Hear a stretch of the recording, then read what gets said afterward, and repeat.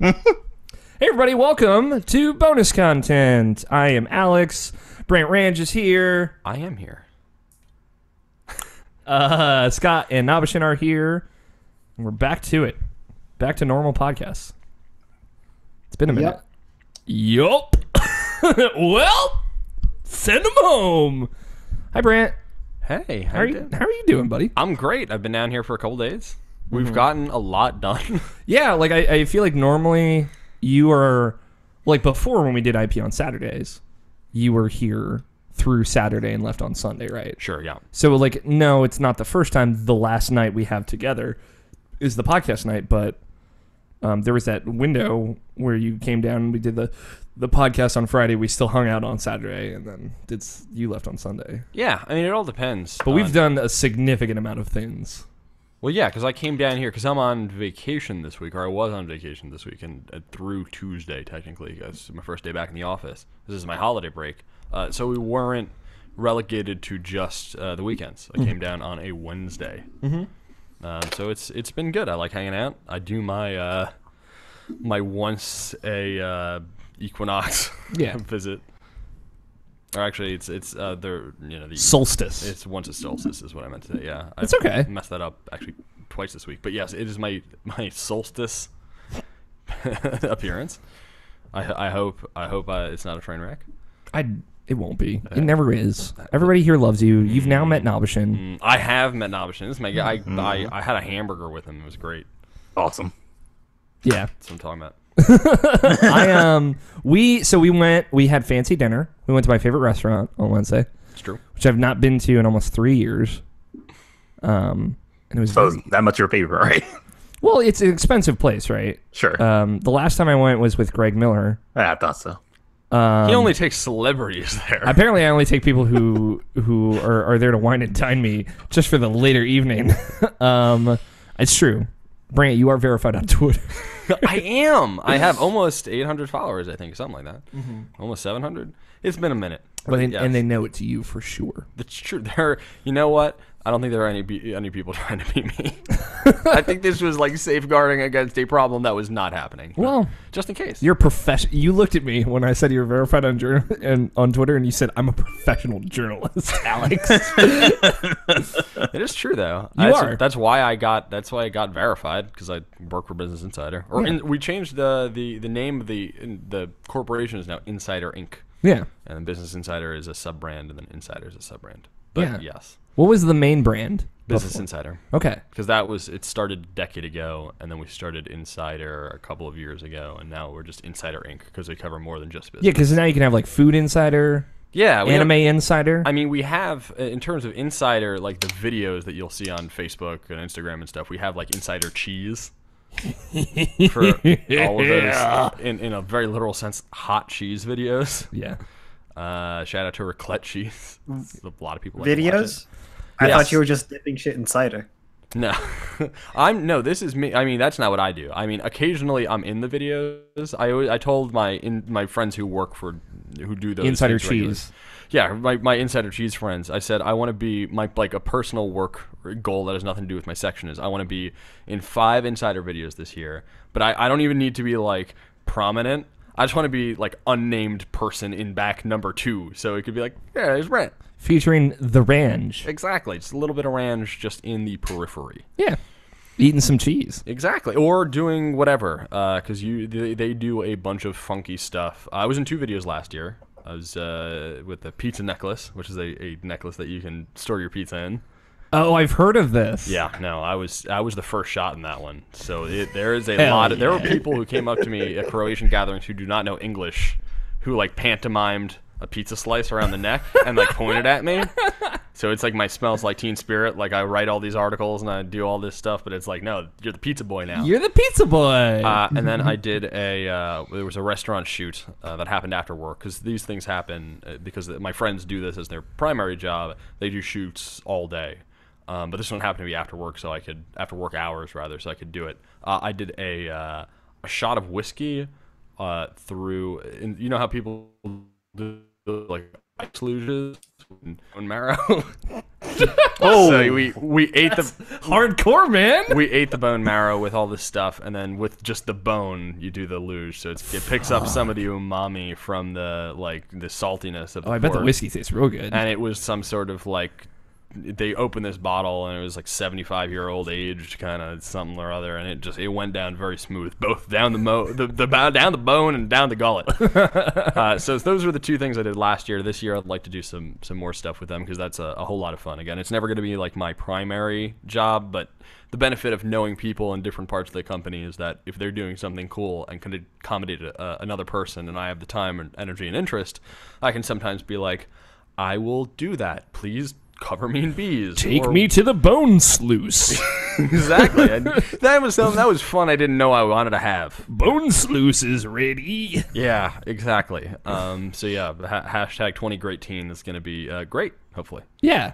Fingers crossed. And I'm kind of I did a week of work, and then I took this week off. So this is being on this episode of IP is one of the most productive things that I've done kind of in 20 great teen. So I'm glad to kick the year off in such prestigious company. I want it to be known that I said 20 great teen to Brant once when he first got here, and it's already stuck. Yes, let the record show that Alex has said the word extra several times. I don't know during the past why. couple I days. never say extra. That's so extra. Boy, that's extra.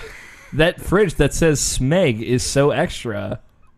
I don't know why. Yeah, that was the start of some very lewd jokes. Yeah, it was. But yeah, that's me. We had a lovely dinner. We had a lovely lunch today at a cafe. Alex had a lovely sleep. I slept in. Brant let me sleep in because he's a nice boy. Brant helped me take my car to a place to get fixed because the brakes are broken. Driving there in my car, I was like, boy, this is very necessary. I would die if I kept driving this car. He serenaded you. He did serenade me. I know. Been doing a lot of singing. Yeah, lately. yes. Tuning that guitar, all sexy like. Yeah, I took that Instagram video. Gosh, I did see that.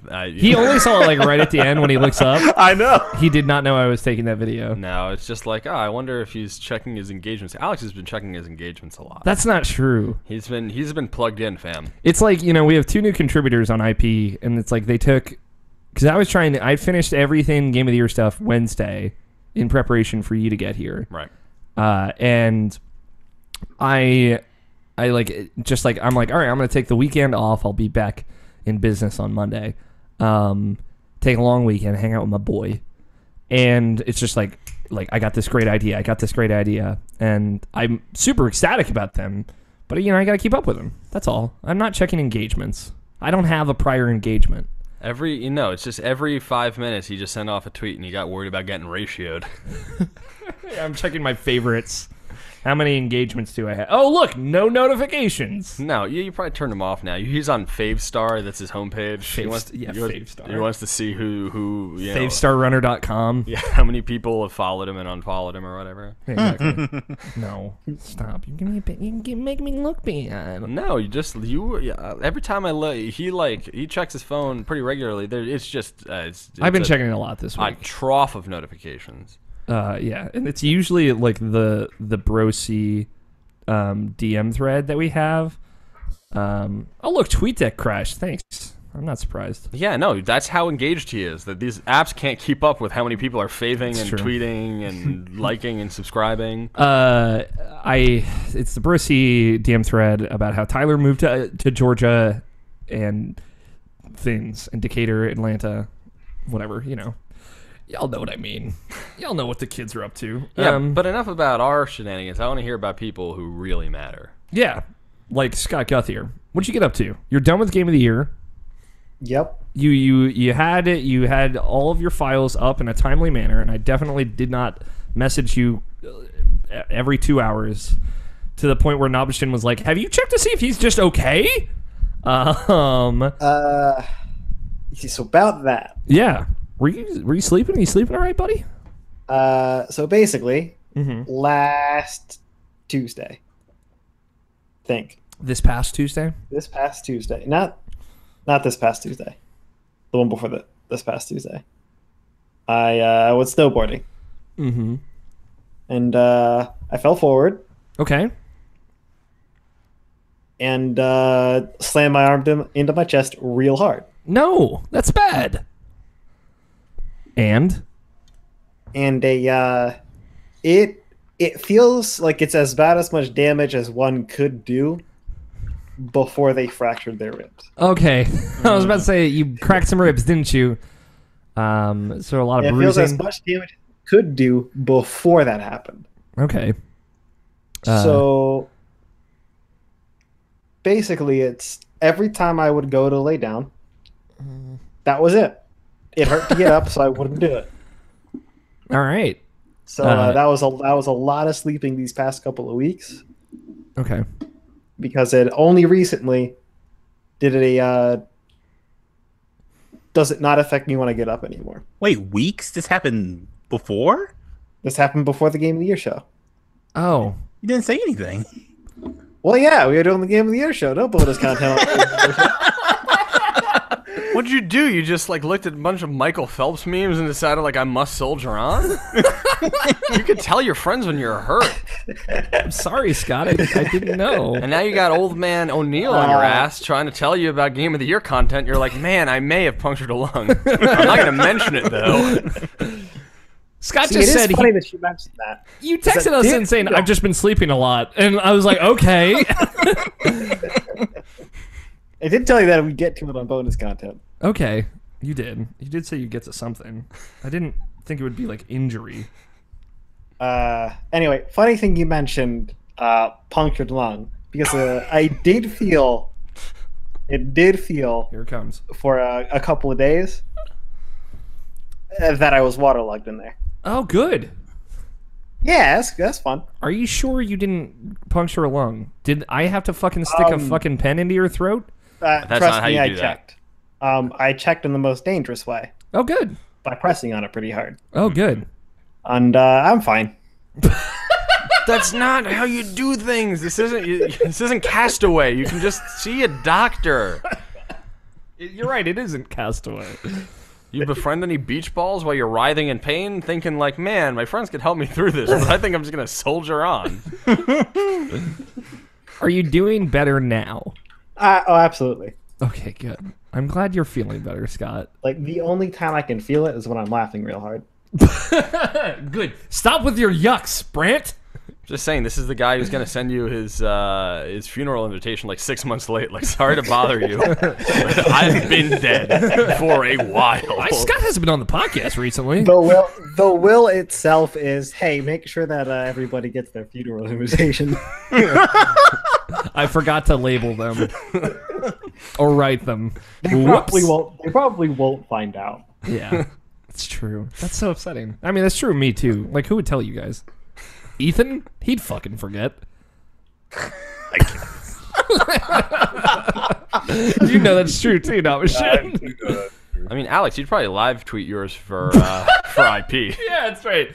Live on YouTube, Alex O'Neill's funeral, and then that'd be how you guys found out. Like, who's producing this? It's just your skeleton. It's my skeleton. Yeah, It pans over, just give it a thumbs up. I'm wearing cool guy skeleton glasses, Yeah, of course. sunglasses. Excuse me.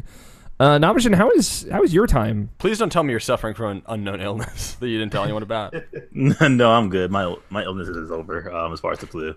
But I've been good. I've been concentrating on Game of the Year and work mostly, and that's pretty much it. There hasn't been much of anything else going on in my life, really. Yeah, mad props for getting those Google Docs and everything up. Yeah. On those. Yeah, that's pretty much it. Like, been doing the weekly Marvel thing, which has been fun, and now we're just gonna do this dedicated strictly on Mondays. And our constant is like the order of pizza every week. So like we're just gonna try to do like a different pizza from a different joint every week. So try stuff I haven't tried in a long time. So Are you doing this with Mark and Katie? No, I'm doing it with my other friend, my best friend Tony. Okay, cool. What are they on? Because you're watching along with the Kind of Funny folks, right? Yeah. We just finished Iron Man 2, and it'll be Thor for us this Monday. Okay. How do you feel about Iron Man 2? Iron Man 2 is good. I think Iron Man 2 is good too. Like, when people told me Iron Man 2 was bad, I'm like, who thinks this? Mm-hmm. Ends up everyone. I don't think it's amazing, but I think it's good. Yeah, I like that, and Incredible Hulk. That was good rewatching that as well. Incredible Hulk is great. I really like that movie. Edward Norton, what up? Edward Norton killed it, man. I'm so sad he's not the Hulk still, or Banner still, but Mark Ruffalo does a great job, so can't be upset. But yeah, that seems fun. I just like, I don't know. I feel like I just don't want to watch the Marvel movies again. I totally get that. Like if my friend Tony was such a big Marvel fan, and like, you know, because like anytime a superhero movie comes out when I'm not like up there to see it with you, like it's always down here with him. Like that's where every time a superhero movie comes out, I go out with him and we see it together. So he's my movie buddy as far as that. And like you know, he's a big Marvel fan. We talk about it all the time and stuff like that. So like it was just like, sure, why not? And like I just let him know about this whole, like, if we watch a movie every week, we can do this. And he's like, yeah, he's totally down for that. So like you know, just a fun thing to do, and I enjoy it. Yeah, like I feel like there's just enough new Marvel movies coming out that I'm like, good. Like they're coming out at a good clip. Like I'm getting Black Panther next month, which I'm very excited for. But like there's enough new still happening. I know superhero movies is your favorite conversation topic, Brant. Yes. So I love cinema and I love superheroes. Brant literally looked at me yesterday and said, "I saw 2 movies in theaters last year." That's usually it turns out it's like my annual quote. I usually see about 2 movies a year in theaters. What were your 2016s? And maybe like 4 overall. Yeah. Rogue One. And I usually see the annual Star Wars film because I'm a fan of that franchise. And I'd have to think about what I saw beyond that. Got it. Baby Driver and The Last Jedi were the 2 from last year, if y'all were curious. It's true. Both good, according to Brant Range. There was like a Frank Zappa documentary that I saw on in an independent theater in New York. And that may, honest to goodness, be the second movie. In 2016. In 2016. All right. Which is great. I like Frank Zappa quite a bit. Yeah. Cool. It's been fun seeing everybody's reaction to Game of the Year stuff. It's been very fun seeing the writers' reaction to it. Got a lot of angry messages from Jarrett Green, just across the board. I believe the one message he sent in our Extra Life thread or the IP editorial thread was, "I'm 4 minutes in, I'm already furious." that was hard. That was the episode, day 5. But it's been fun. We got like some folks that had not listened before that listened and they thought it was really good. Thank you to everyone. I'll kind of re-step this when we get into the show proper. Do you guys want to roll right into the show? Sure. Actually, here's the thing. Let's bring this back. What have you been watching, Albishan? Outside of Marvel movies. I recently, like, just yesterday actually, I watched both the Dragon Ball Z movies, the recent ones, the Battle of Gods and Resurrection F. Really enjoyed those because I haven't seen them since I saw with my nephew in theaters, like since they went out. But I had the Blu-rays since like even before Christmas. I had them for a while now. I just never just took the time to watch them, you know, like because I've been playing Fire Z and like I just been like in the spirit. Yeah, I've been itching to rewatch Dragon Ball again. I need to get my DVDs back from Mark and Katie. Yeah, I just feel like watching those movies. Those movies are good. Like I really like those movies. Yeah, I have to watch Resurrection F, and I have to watch the first one in English at some point. They seem good. So good. Let me ask you this. I'm going to pick your brain real quick. I didn't mean to cut you off though. So they brought the multiverse into Dragon Ball right now. What do you mean by multiverse? Like there are like other like different like 7 whatever universes or whatever.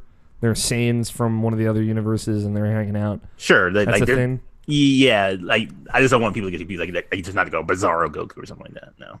Well, there is a Bizarro Goku though. Like yes and no, right? Like a god like killed his spirit or whatever and possessed his body or something. Yeah. Whatever the fuck's up with that. Man has died so many times. Yeah, but this is in a different universe, so it's cool. But hold on, he dead.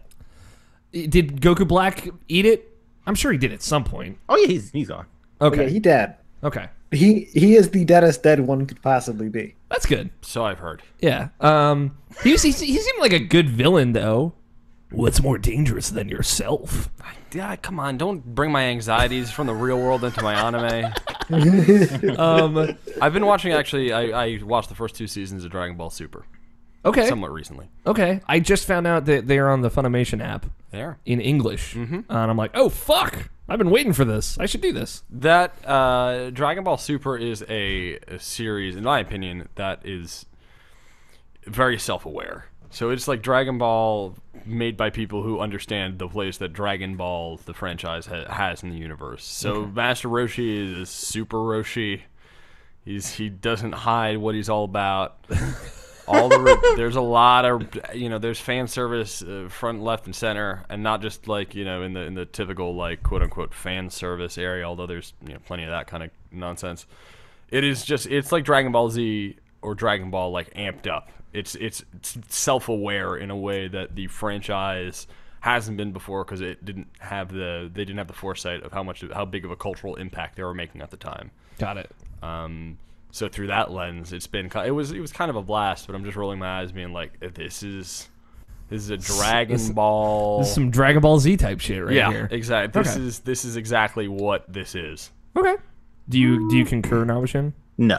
Okay. Yeah, there we go.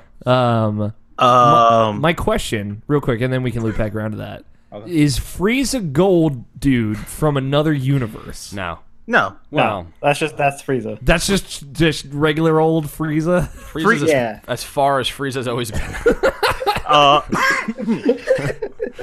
That's just Frieza, who was always naturally born gifted as being super strong, and like he never trained a day in his life, and like after he got resurrected, he's like, I'm gonna fucking train and take down these Saiyans. So Okay, so that's him after he trained up. Got it. Okay, that's kind of cool. And Vegeta and Goku fight him. Cool. What were you gonna say now, Shin? Dragon Ball Super, like the thing about Dragon Ball Super is it's definitely like I've said this analogy multiple times. I don't know if I said it on here, but I'll say it again.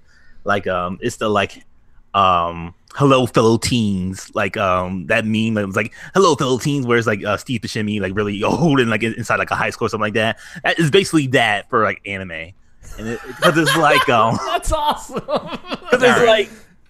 Because it's like it's something old that's trying to be new, but like it can't really do that because you can't do those same fundamentals that modern anime do now, and like the old way. So it's like it's trying to stay hip, it's trying to stay cool, but it's old. Like it finally caught up to what it needs to be as far as like a 2018 type of anime, sure now, but like at the first two seasons, it kind of just drags, honestly. I still enjoy it. It's still good. Like the biggest issues is like I say like the biggest fault of Dragon Ball Super right now is like it's not as good as the two movies that just came out. Okay. Like animation wise, acting wise, like pretty much nothing as far as that. Character wise, it has some good moments, especially with Vegeta. Vegeta is like the best character of Dragon Ball Super because he's so much more of a like an actual character. And like if you know his journey that he went through Z, like coming to here, like he actually cares about shit now, and like you really see that him as a character. Like he like if you ask me like who I thought about Vegeta like 10 years ago to now, like I was like, not that he's a shitty character, but like he's just your one note character. He's not really anything, but like he's so much deeper than that now, which is like really cool. That's cool because I feel like if you look at Z, like especially like coming off of Dragon Ball, like Vegeta is kind of like the breakout star of Dragon Ball Z, and they like wanted it to be Gohan, I feel, and he is for a time, but like Vegeta was there through the end of it. And Vegeta's just like he goes so many cool places in Z. Obviously, it sounds like he goes cooler and more deep places through Super. But like you do see him grow up a lot in Z, from beginning to end. He just like they weren't as good at it, I think, at that time. Yeah. It's a trip. It's a trip. You know what's a really good anime? Fucking My Hero Academia, Brant. You should check that shit out. I do like the animes. If you like, as far as like, I'm such a filthy casual anime fan. Boy, that's a fucking TV show. You would dig it, I think. Fair. It's very well paced. Nobshin, have you had a chance to check out the Blu-ray release of the Samurai Jack series? I watched them on TV.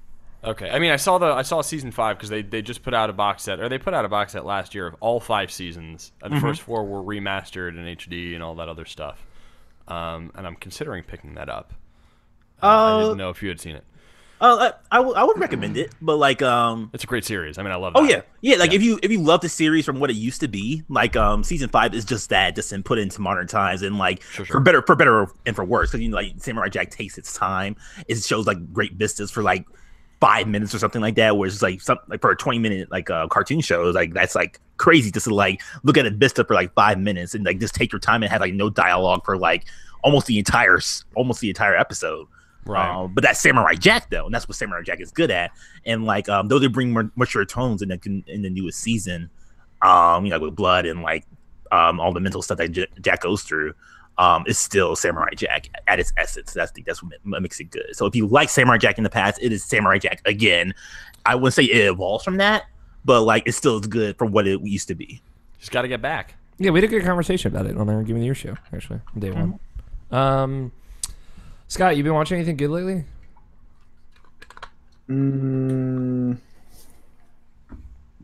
Have you been watching your body heal after your horrendous injury? No, didn't tell anybody about. Well, I mean, I haven't been staring at it. Okay, No. fair enough. Nothing jump out to you? No, nothing's jumping out to me. Okay. I will just say the Game Grumps are back on Thousand Year Door, and thus my life has meaning again. And y'all should go watch it.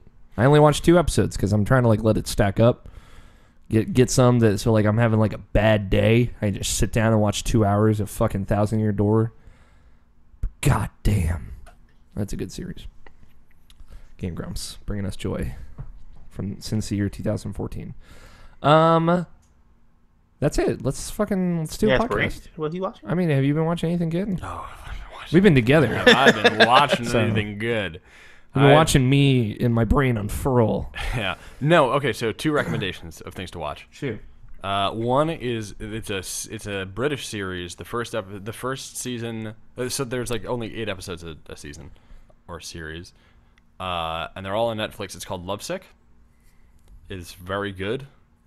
I don't know how much your audience cares about spoilers. Do you want me to give a very quick synopsis there? I would say a spoiler-free synopsis, if possible. All right. Here's the basic premise. It's the main character, the protagonist, Okay. is a guy who finds out that he has chlamydia. Okay. And so he makes a list of all the women that he slept with, and he meets back up with all of them to tell them that he has chlamydia and they should get checked. And then it goes kind of backward in time to where he met these ladies and the circumstances and the hijinks. Okay.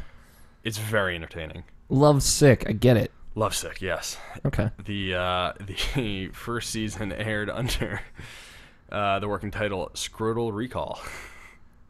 I feel like I heard of Scrotal Recall. Yes. So the term now is, or the series now is called Lovesick. The third season/series aired on Netflix on New Year's this year. I binged the entire season in one day, eating Indian food with a friend of mine. Nice. And the other series that I can pitch that I've been watching, it's in its second season right now, towards the end. The first season is on Netflix, is The Good Place. Okay. It is a really funny, well-written, feel-good show. And, you think that it's going in one place, and it has some really good twists and turns, and the writing has only gotten better. The first season, I think, is pretty strong, and then the second season is just BANANAS. So, so Lovesick and The Good Place, neither are anime. But both are quite good, and Good Place only has 13 episodes a season. So again, in both cases, it's not this huge commitment where it's like me telling you to watch Adventure Time, where there's like 400 episodes. All Like these kids. It's worth it. Which it's kind of getting to that point. Brandon, have you ever watched a show called Are You Being Served? It was a show that used to be on PBS when I was younger. This is an old British comedy show. I'm just putting it out there. I barely remember it, but like it was a show I used to watch when I was younger, because like I used to watch like literally everything when I was younger. Like I Love Lucy and Dick Van Dyke and all that stuff. So like it was something I just really dug. It was an old 70s British show that really Sure, I like British things from the 70s. I will give it a shot. And the next time I'm on IP, on the next solstice. yeah, I will come. I'm like Soma Cruz. I just come during the solstices. You're walking up some steps, and then out from a castle in the sky. I just come down and I do a podcast, and then I vanish. Absolutely. That's how. And this then you eat works. a burger with Nalbishin. Yeah. Well, every once in a while, that's just kind of like that's like the side story. That's like there's like a title card, and it's like while this is happening, there's an option. And I talking about burgers and also talking about the Nintendo Switch. Spoiler alert. I feel like we're going to talk about it more this episode. Turns out, absolutely. Absolutely. I think so. We got some very interesting Guess news. what I'm doing? Oh, yeah. I bet if you're laying in bed, I've got an idea of a thing that you could do while laying in bed. Oh well, no. When I was in kid bed, show. I was asleep. Oh, okay. But you could also play Switch. I do one last recommendation, and then we'll get out of bonus content. Brant and I watched Pete Holmes' HBO special from 2016 because I found out Pete Holmes is me. Surprise, and it was very funny. We had a lot of good chortles. All right, you guys ready to start recording? Yep. Scott, you good? Yep. Okay. On 1, 5, 4, 3, 2, 1. And I'm gonna send a fucking fiery hot tweet. Mine doing it again. Sorry. Oh, you're okay. Doing the wrong mic on here. Oh boy. Good save. I'll send that tweet real quick.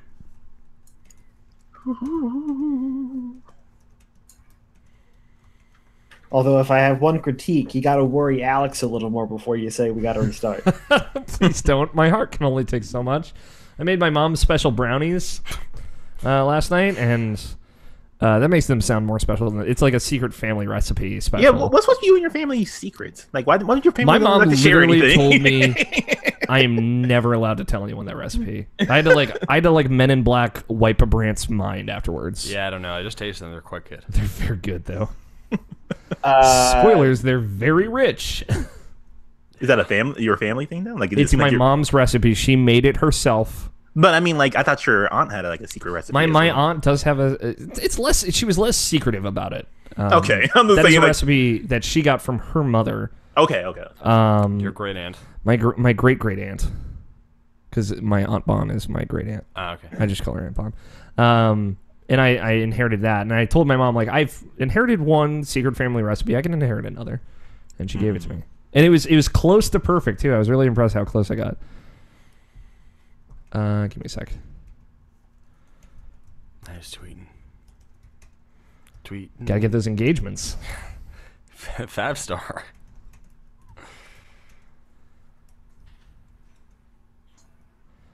Five-star.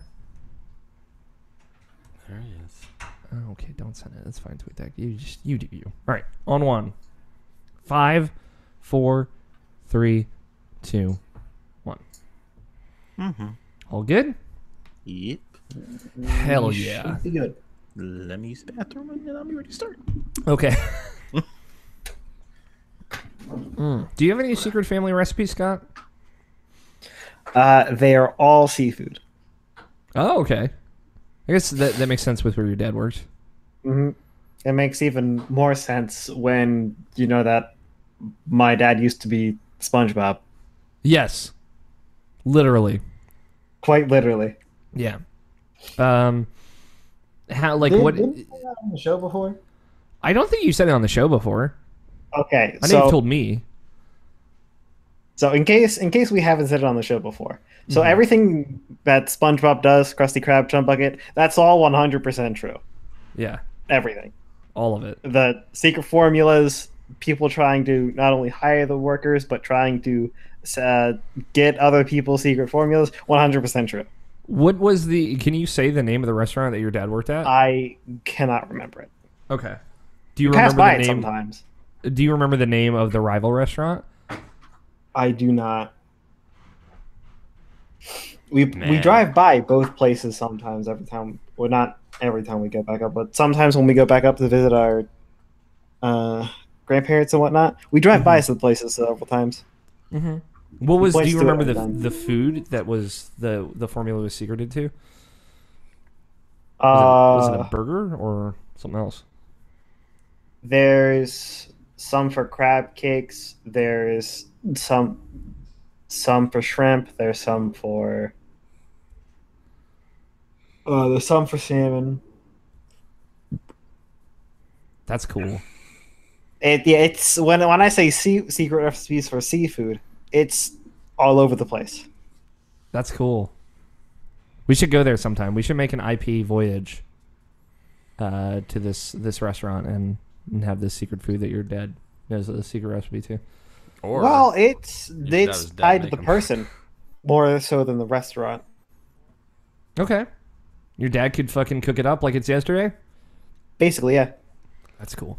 well, I'd imagine if you make something enough or you do something enough, even if you can't remember, there are certain things that I can't remember off the top of my head, but I can do kind of just if my body's making the motions. It's like in your how, bones.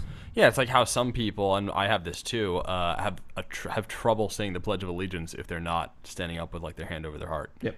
Because it's such muscle memory. Super true, too. I could not do it if I wasn't saying Yeah, I don't know why I can't. Say, can you see? No, that's not the right one. See, can you?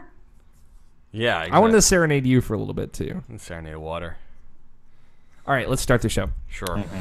It is Friday, January 19th, 2018, and you are listening to the Irrational Passions Podcast, episode 362. I am Alex O'Neill, your host this evening, morning, day or night, whenever you were listening to this.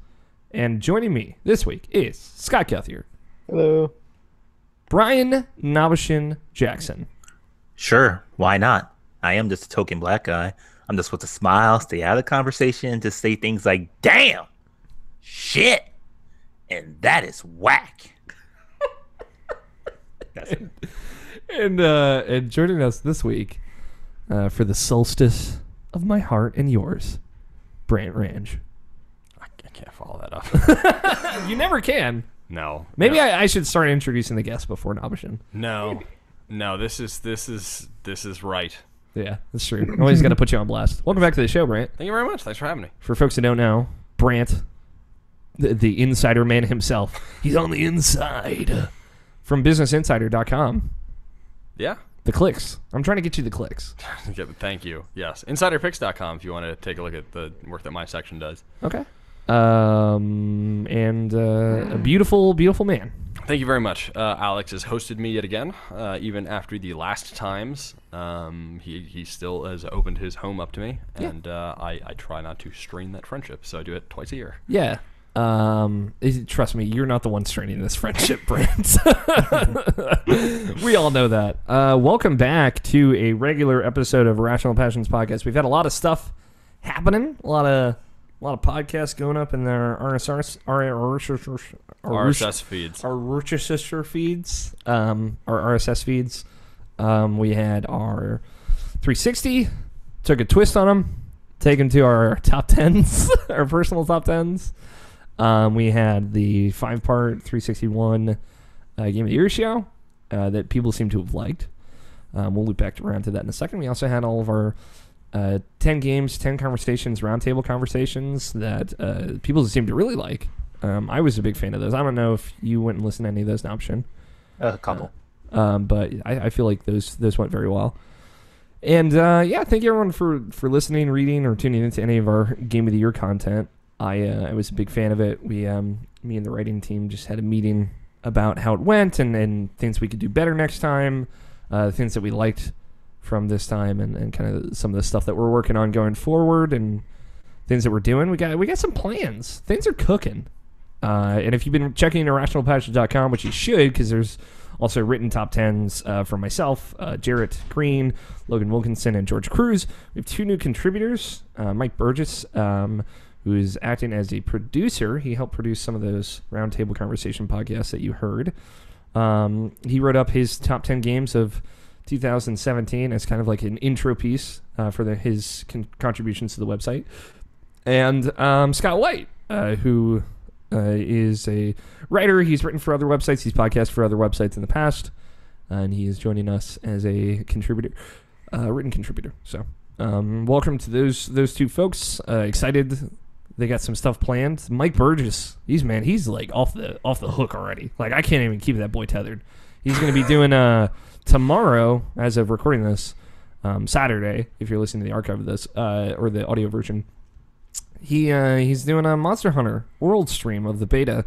He's going to be doing a video series of that when it comes out of his first foray into Monster Hunter and him learning the ropes. So he's really excited about that. It's going to be live streamed, and it's also going to be a video series on YouTube. So if you are new to Monster Hunter and you'd like to go along with him on this journey, I'm sure you could use the company. He's at something on Twitter. I'll find him. I'm bad with Twitter handles. I've already gotten super old right away. I like it that his Twitter name is Mike with new funky mode though. Mike hits the wall on Twitter. So go check it out. Go check him out. Go follow him. Scott White is at Solid Snake 120. So go check those boys out. But yeah, I hope people liked our Game of the Year podcast. Nobishin worked very hard on it. I worked as hard as I could to get it out in a timely manner. I was a lazy boy and I kind of feel bad about it. It's okay. I got it done. I used the backups for Tuesday and Wednesday, and then I went in and I fixed them after I got your audio. So it's all good. We didn't lose any audio files this year, though. I'm pretty proud of that. First time. This is also our longest Game of the Year, kind of over 10 hours, or 5 shows. But yeah, we got. It was funny. NATO was listening to them at work as the days were going on. He was DMing me about all of them. He's very upset that we cut For Honor for his category. I'm gonna let you guys know. I was like, dude, it's either For Honor or Halo Wars 2, and I know which one you really wanted on the list.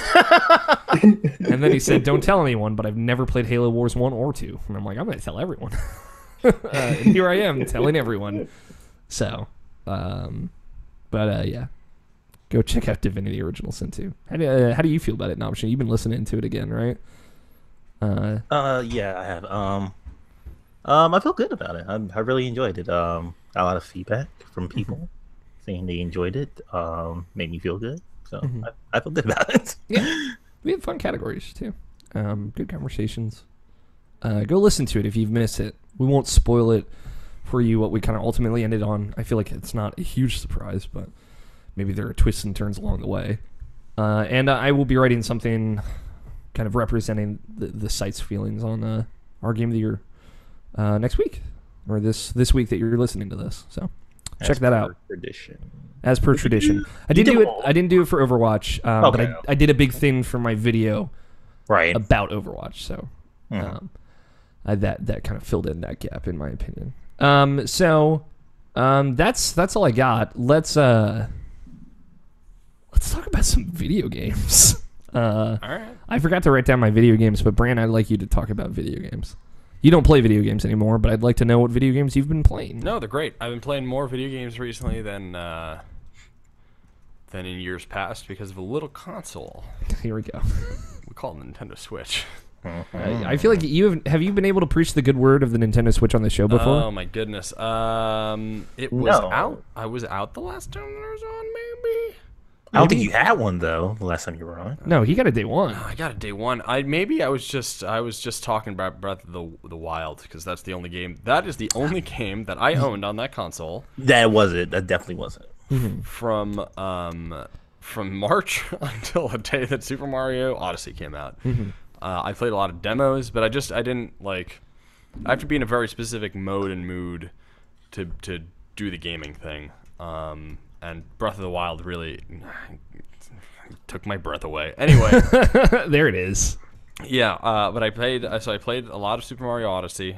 I beat the main game, and I'm going back after the thing that happens when you beat the game. And I went through pretty thoroughly during my first playthroughs. So I got every moon that I could up to that point, and then I proceeded to beat Bowser, and then realized that it had only just begun. Yeah. Then I bought Shovel Knight, the Shovel Knight collection for Switch, which I played through the entire first game, and I'm working my way through the second 2 pieces of that. I beat the remake of Wonder Boy. Nice. In whatever in Dragon's Curse. There are 2, so it could be one or the other. It's the one from 1989 that they remade in 2007. Well, there are 2 Wonder Boy remakes. Well, there was there was one of them. Okay. Yeah, it was one of them. I think it's the Dragon's Curse. I believe that was the one.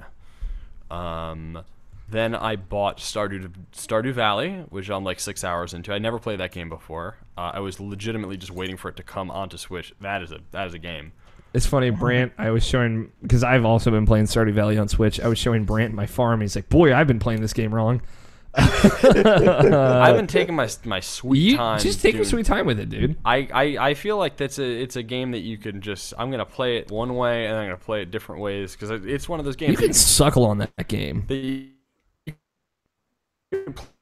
I know that 3 years is kind of the main crux, but there's a lot going on in that game that I really like, and I like that I can kind of pick up and play it in a way, and it's not like I'm missing out on things. It reminds me a lot of Civ, Well, like the one more turn kind of thing, one more day. Right. So it's a the lot reason, of yeah. I'm go on. gonna stop you here, and I'm gonna touch on the 3 years thing. The reason why that's kind of a thing is because at the end of those years, there is basically an evaluation thing that pops up at you. Mm-hmm. Sure. That's 2 years, end of 2 years. Right. Mm-hmm. So it's that's why that's a thing. Yeah, it's kind of like the end of the game. Like you have no necessary goal after that point, but you can still play. Right. Yeah, It's basically the quote unquote time limit of the end of the game. Mm-hmm. I feel like that's where I'm going to start the game. Yeah, Because I'm like I'm lollygagging. I'm doing little things over here, little things over there. I spent a lot of time just clearing my farm and not upgrading anything, not doing anything, not trading things in. I didn't know that there were so many things that I didn't know about that game that I just learned organically by playing it.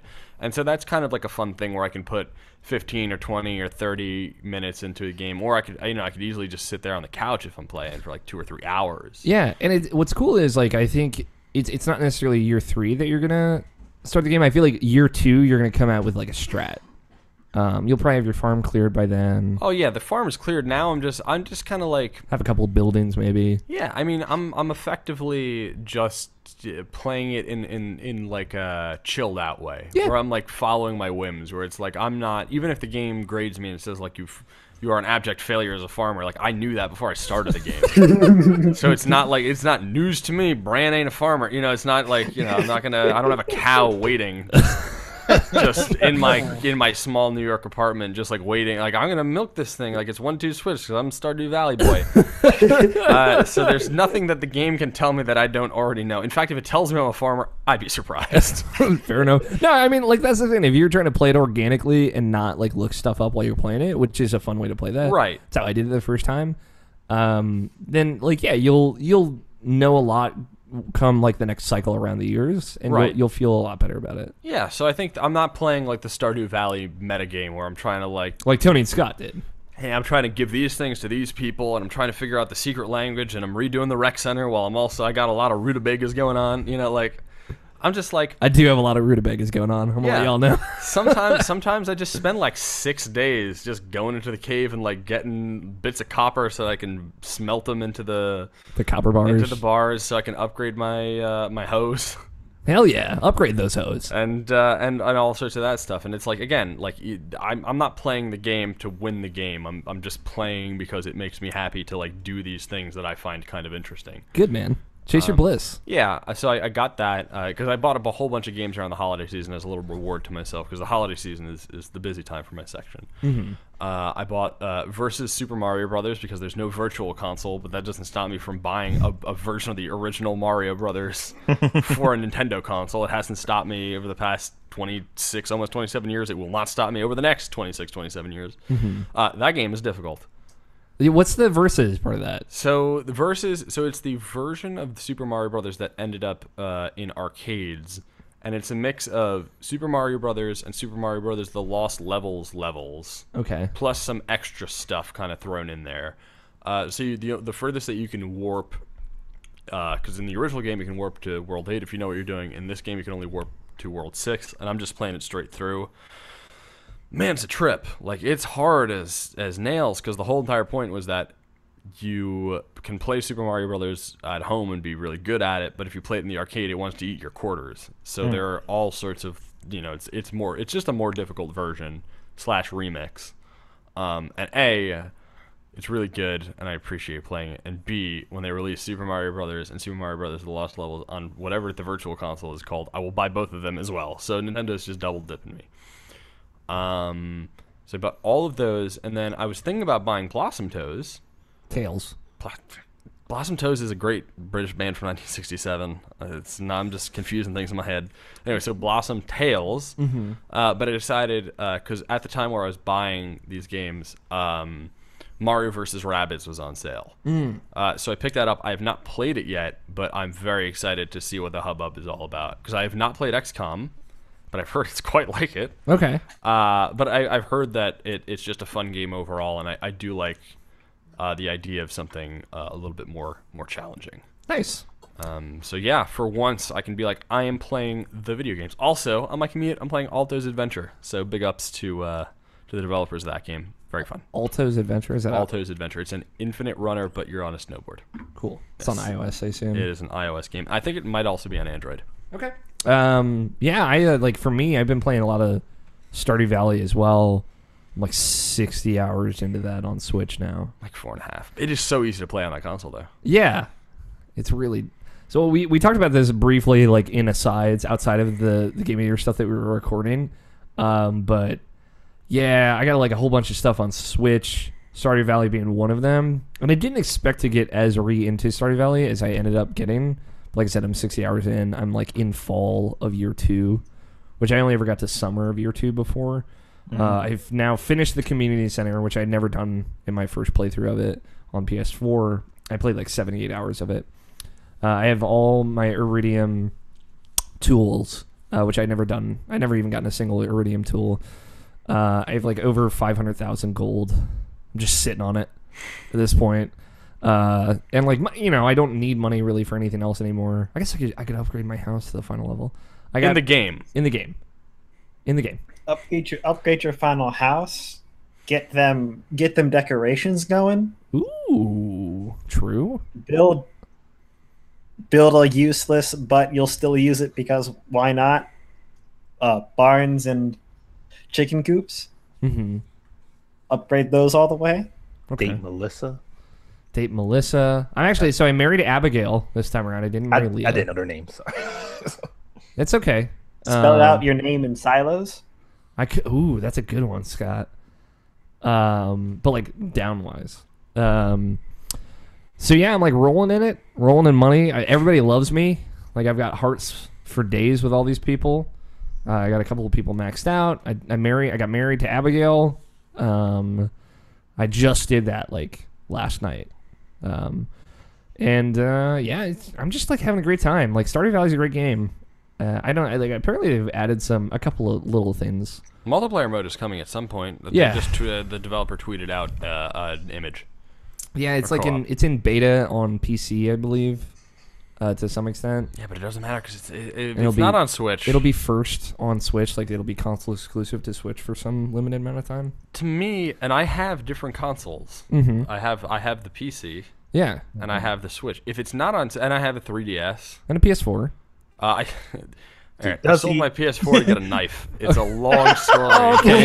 A cooking knife. It's worth establishing. But it is true that I sold my PS4 to a friend of mine, and I took the money, and I went to... this motherfucker is with me on Thursday. Like, I might get this 4K TV. I was under the assumption that you had a PS4, and you're like, let me see the PS4 Pro setup. I might get one of these at some point. And I didn't know that you were just looking to get a 4K TV for shits and giggles. No, I mean, here's the whole thing. Oh, God, I gotta fight in front of the kids. I'm loving this. But I'm just saying that, okay, so I want to buy a 4K HDR TV at some point in the calendar year 2018. I almost said 2017. I saw like HDR for the first time yesterday in Abishin, and I like nearly started crying in the Best Buy. Yeah, because he was talking, he's like, Navshin balled out, and he got the Samsung thing, and I'm looking at all these different models. So I want the 4K HDR TV. One of the reasons why I sold the PS4... I think they had your exact TV too, Navshin. Oh, cool. For the knife is because I was I could help a friend out. I did a whole lot of cooking last year, and I'm doing a whole lot of cooking this year. And there was a really nice chef's knife that I wanted, and it's really nice. And it's a whole thing. Yeah, it's a whole thing. Got it. But the idea is that when I buy the HDR TV, I want to buy a PS4 Pro because I want to have something that takes advantage of the HDR. So that's another reason why I wanted to sell the PS4, because I only wanted to play games in HDR going forward. Because I don't play games when they come out. Would you maybe consider getting an Xbox One S so you have a 4K Blu-ray player? Oh man, that's a whole thing. Yeah, I just want to bring it. I didn't know if that was like 4K Blu-ray was something that you cared about at all. No, not really. Like I tell everyone, please do your research with your Yeah. 4K TVs. My brother didn't do his research and got not a bad 4K TV. He got a good 4K TV, but it doesn't have HDR, which was something he actually wanted. And he thought it said it on the box, and it kind of says it on the box, but Brand not is really. aware of HDR10, so But it's so here's the thing with that sidebar. It's one of those things where if you are researching something that there's like infinite possibilities, you can get so. I've spent I'm a pretty reasonable person, but then all of a sudden it's 2 a.m. I'm on some sort of like arcane TV forums where people with names like Antenna Guy 1024 are talking about extolling the virtues of like this HDR format that may be supported in the next year, and it's like, well, do I want to wait until like HDR 11.5, and what about HDMI 2.0 ports? And it's a rabbit hole. Or do you want LED, or do you want OLED, or do you want a secret CRT TV that is 4K and they only sell it in Tibet? what is that a real thing? No, it's not a real Oh, thing. thank God. I'm just saying that there's always a random TV they only sell in Monaco, and you have to if you go down the rabbit hole, you want to do that. But yes, Nobshin, I appreciate that you. When I get the HDR TV, I'll take a Twitter picture and I'll be like, Nobshin, I'm with you, buddy, because I saw the one that you got because he pointed it out, or one that is similar to the one that you got, and I'm like. That's a legit TV. Like, that man knows what he's doing. Oh yeah, like that was some painstaking research that year when I looked that up. And like offhandedly, like people have been asking me about it. It was like, like that was just the research for that year. So I know about that year in general. I still know about that year. But I can't tell you anything about like the newer models that came out. Like my brother, like I said, he got the newer model. He got the same Samsung TV. Right. It was like at a cheaper price. I think it was like maybe like $700. And I think he got it at Black Friday. Sure. So he thought it was like pretty much the same thing as mine. And I thought, oh, you probably had like this year's model of it. And it was this year's model of it, but it was the cheaper, not bootleg, but it's like a lesser version of it. So the like lower tier. Yeah. It's 4K and everything like that, but he can't do HDR. Like his Xbox One X that he got during that time at the same time. Right. Like, all the checks are checked on his TV, so it really sucks for him. Do you have an OLED TV or an LCD or LED? LED. Okay. If you want the, I can't remember the number, but like LG is the OLED one. We saw the LG OLED 4K HDR10 TV, and it was the greatest thing I'd ever seen with my eyes. And I'm like, it's $300. It was like $12.99.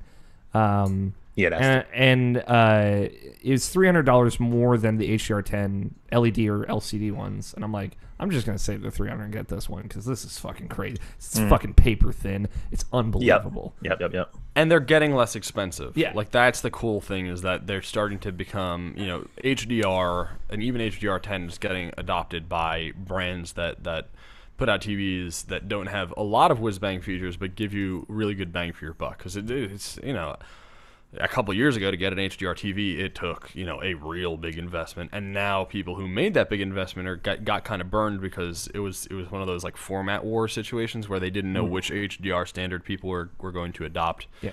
But Nobshin, apparently you played The Witness in HDR, and it rocked your world. I told him this story. Alex said that you called him at 4 a.m, crying, telling him that you were bathed in orange, and I was like, all right. Nobshin doesn't get that excited about things that aren't on the Switch, and The Witness not on the Switch. So tell me about this heathen console you have with good colors. So, like, the one that I didn't know. What was the inch count on your TV? So 55. It was 55. It was 55, and I paid $1,100 for it at the time. Okay. Like, and the reason I went with the Samsung one instead of the LG one, because at the time, like I said, this is all at the time type of things. The LG had bad game input lag. They updated it since, so like it's fine now. Good. That's another thing you got to worry about. That was the only thing I had to worry about when I bought my fucking 1080p TV. It's input latency, but yeah. You play all those Twitch shooters. Well, like if I was gonna plug my PC into my TV, yeah. That's a huge thing you got to worry about. But like, I do play Twitch shooters. You don't want input latency. Spoiler alert. I'm the golden child when it comes to PUBG. Oh my First match, number 6. Oh, Christ. Number 6. That's what we call skill in the business. Brant Top 10. Brant literally hid under a bridge and in a house for fucking 40 minutes. By the way, I would like the record to show that my technique for staying alive is staying under bridges, and I refer to this technique as trolling. Yeah, there you go. Good. It's all I want. It's all I want the world to know. So if you want to survive in PUBG, troll. I will say, like, playing PUBG last night, Brant's like, I've never played a round of PUBG. I want to see what this is all about. And just, like, watching him experience it and, like, refusing to switch it off inverted controls, which is how I have it set. And, like, him just struggling through... And then, again, making it to top 6, hiding behind a rock at one point for 20 minutes. You know what? There were 94 other people who were just running around like schmucks who got killed. Somebody just came and shot him in the head from behind. Guess what? Hiding behind a rock, good for your health. The motherfucker had a helmet, no backpack, no vest. I play as a pacifist. What do I care? A drum gun. Let the people with the guns kill each other. I'm not a part of their stupid conflict in the virtual world. I'm going to hide under a bridge and hope that the circle doesn't kill me. It was a sight to behold. But we ended up playing back and forth, trading the controller off, and that was fun. Yeah, I mean, the game is janky jank, but I understand why it's very popular. Mm-hmm. It's pretty fun. Stardew Valley on Switch is very good. the PUBG metagame. Once you get into that PUBG metagame of Stardew Valley. 99 farmers. 99 farmers drop onto an island with one hoe. And no, that game is great. It's been cool to kind of do everything in that game. I've done pretty much everything. There's like an end game quest after you rebuild the community center that I did as well. That game is great. Seeing a little bit more of it this time, explaining a little bit more of it, it's a very good game. Great on Switch. Load times between days is longer than I'd like it to be, but you get over it. I also got SteamWorld Dig 2 and SteamWorld Heist on Switch. Two very good games. I've only played a little bit of both. I played about 3 hours of SteamWorld Heist. It's very good. You know, it's 2D turn-based strategy, XCOM inspired. You know, there's half cover and full cover. You kind of have to eyeball it when you're aiming your gun and actually aim for someone and then shoot, which is kind of cool. Different classes with different abilities. You kind of recruit people as you get more,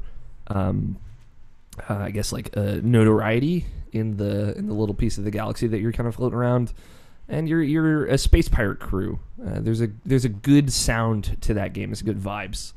It very much has an aesthetic that it leans into that is both similar and different from the SteamWorld Dig aesthetic. So as another SteamWorld game, it's very cool. And I've not played enough of SteamWorld Dig 2 to really get into it. And I played a bit of The Witcher 3. I say a bit, and it's like 17 hours, which is a very minimal part of that game. I've just pretty much, for your reference, I'm pretty much finished up Velen, which ended up flying by way faster than I remember it going. But yeah, I'm playing that on Xbox One to kind of see the enhancements of that. Boy, that's a good looking video game. I bet that game looks crazy with HDR. Herder. I have to wait. I know. I'm sorry. Yeah. Yeah, it's got a mode that just runs at 60 frames per second on Xbox One X, which is dumb and great. That's the thing. So this is again, I'm just going to be the person who makes the sides. That's what you're here for, Brant. I'm looking at the Xbox One X right now because Alex has it. It's the first time that I've seen it in person. That is a very good-looking piece of hardware. Yeah, it is. Especially, it makes the original X, because the Xbox One S, which I've seen, is also small. It makes the Xbox One look like some weird beta hardware. Yeah. That they just foisted on people. Like literally Betamax hardware. Yeah, exactly. It's like, oh man, here's a boat anchor that you can play games on. I mean, that thing, the one thing that you haven't done yet that a lot of people have is... Use Kinect? No, gone... Rest in peace.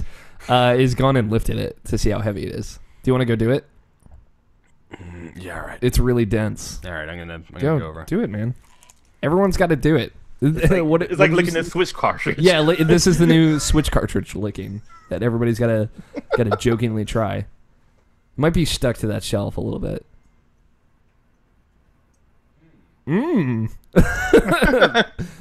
All Brant said, ooh, yes.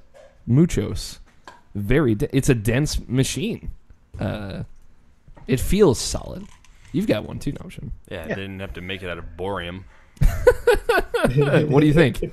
No, I mean, it feels great. I think that, boy, if they could have made the leap with this piece of hardware and taken out the disk drive, I think that would have been even crazier. Yeah.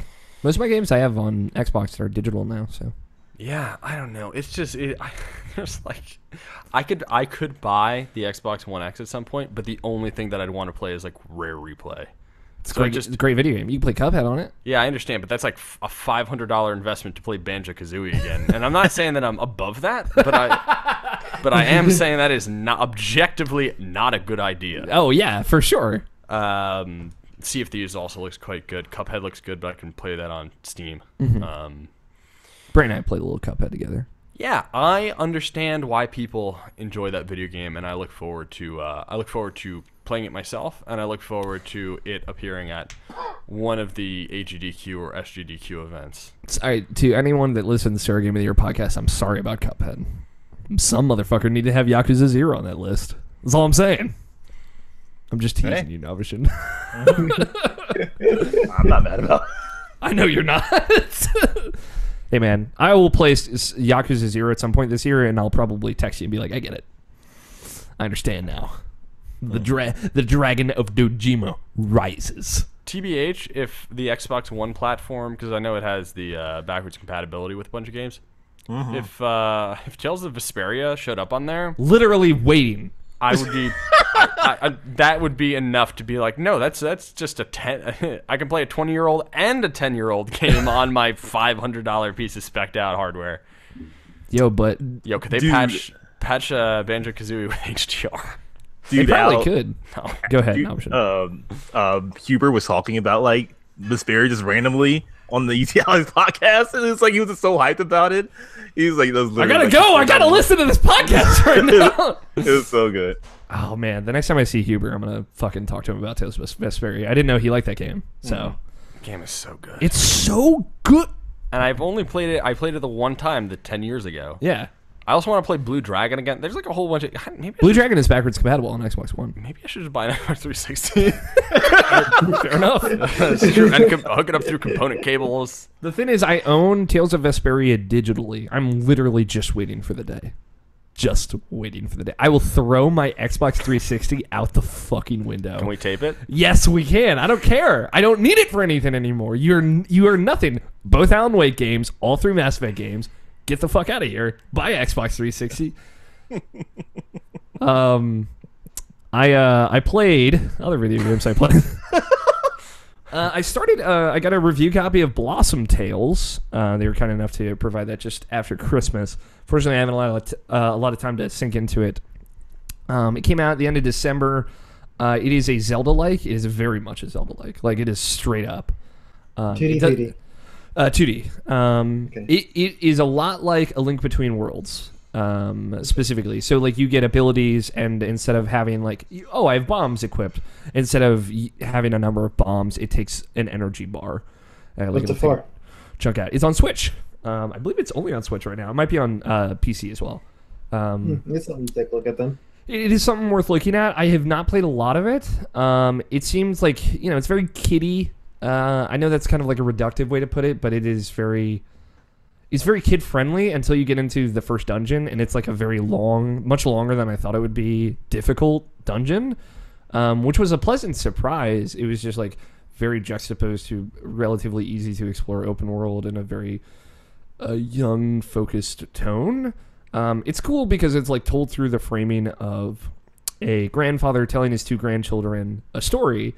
So every time you boot up the game after you've like quit, it resumes as if it were like the night afterwards, and they're picking up where they left off. And he's like, "Oh, so what was the last thing I told you guys?" And like the young girl will chime in and say, "Oh, you were telling us about how she went to the woods to find the key to this dungeon." He's like, oh, yes, yes, yes. And then so the narration of the two kids and the grandfather will come in every now and again. And sometimes the young boy will shout out like, oh, he was like a pirate king that you fought. And the young girl is like, no, it was a ninja king that you fought. And then the grandfather will let the player then choose, do you fight a pirate king or a ninja king or something like that. So they're using the framing of it being a story that's being told pretty cleverly. And they use that for some pretty good jokes. But it's good. I've liked what I've seen of it. It's it's a very pixely style, but the motion of it, like the fluidity of the animation, is very good. It's worth taking a look if you're into it.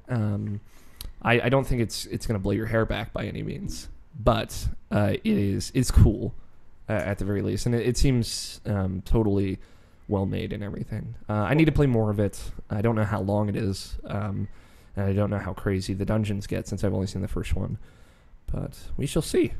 Question. Shoot.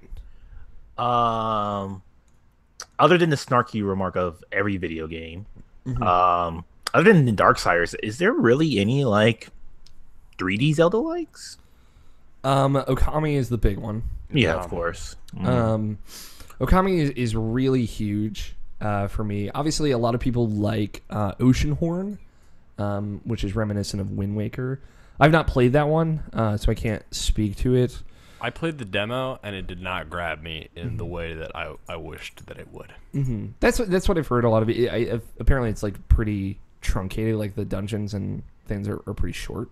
Yeah, it almost feels like, and I don't want to denigrate it, but it almost feels just like an old school, like thrown together like Flash game kind of experience. Just the way that it controls and the way that it plays. I like the homage, and I really like the art style. But there's like it's like one ingredient is missing from that dish, and I can't put my finger on what it is. But I encourage everybody to download the demo if you have a Switch and make your own opinion, because it is pretty popular. Yeah, I mean, there are definitely a lot of 3D Zelda likes. You see them on Steam and everything too. Another one, no, I guess that's more Mario. Like I was thinking of A Hat in Time. That is more. Yeah, that's definitely more directly to Mario. Yeah, I can't think of any off the top of my head except for those few. Because I know, like a Link to the Past, and like obviously the original Zelda have been like redone a lot of times. Yeah, but I can't. A lot too. Yeah, I just can't really think of like the 3D versions. Like, I can't really think of like a similar one to Ocarina of Time other than like Okami and Darksiders. Yeah, I think it is a harder formula to nail, and I think with a 3D game, like I feel people go a lot more, or they include something that is a lot more different. And it's a little bit easier to do so. I would say like Arkham City is almost a Zelda-like sure. in how it's made. It is more dungeon formatted than say Arkham Asylum, which is much more strictly a Metroid-like. And I think Arkham City is great.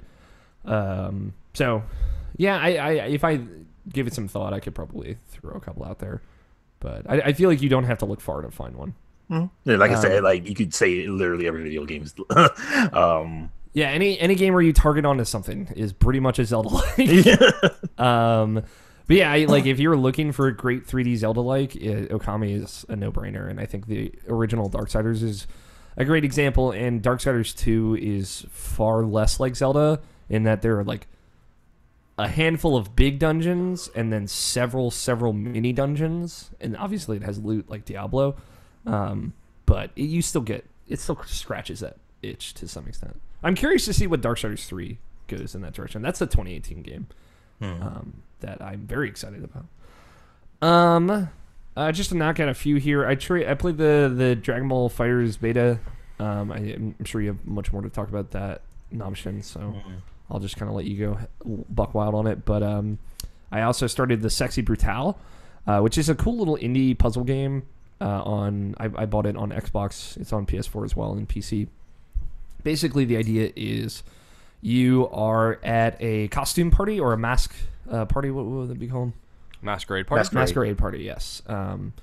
And you are it's in a casino, and I guess the casino is some nefarious plot is going on, and the people working the casino are murdering the patrons. And you are given a pocket watch that lets you revert back to noon of that day, and you are going through and saving each patron of the casino from being murdered, and that requires a different kind of thing. It has the shades of Majora's Mask in it to some extent. It moves a lot faster, I think, but basically it's like you do one session of kind of watching this person or these two people where their fates are interlocked, watching their day in the casino and figuring out what happens to them, why they die, how you can prevent it.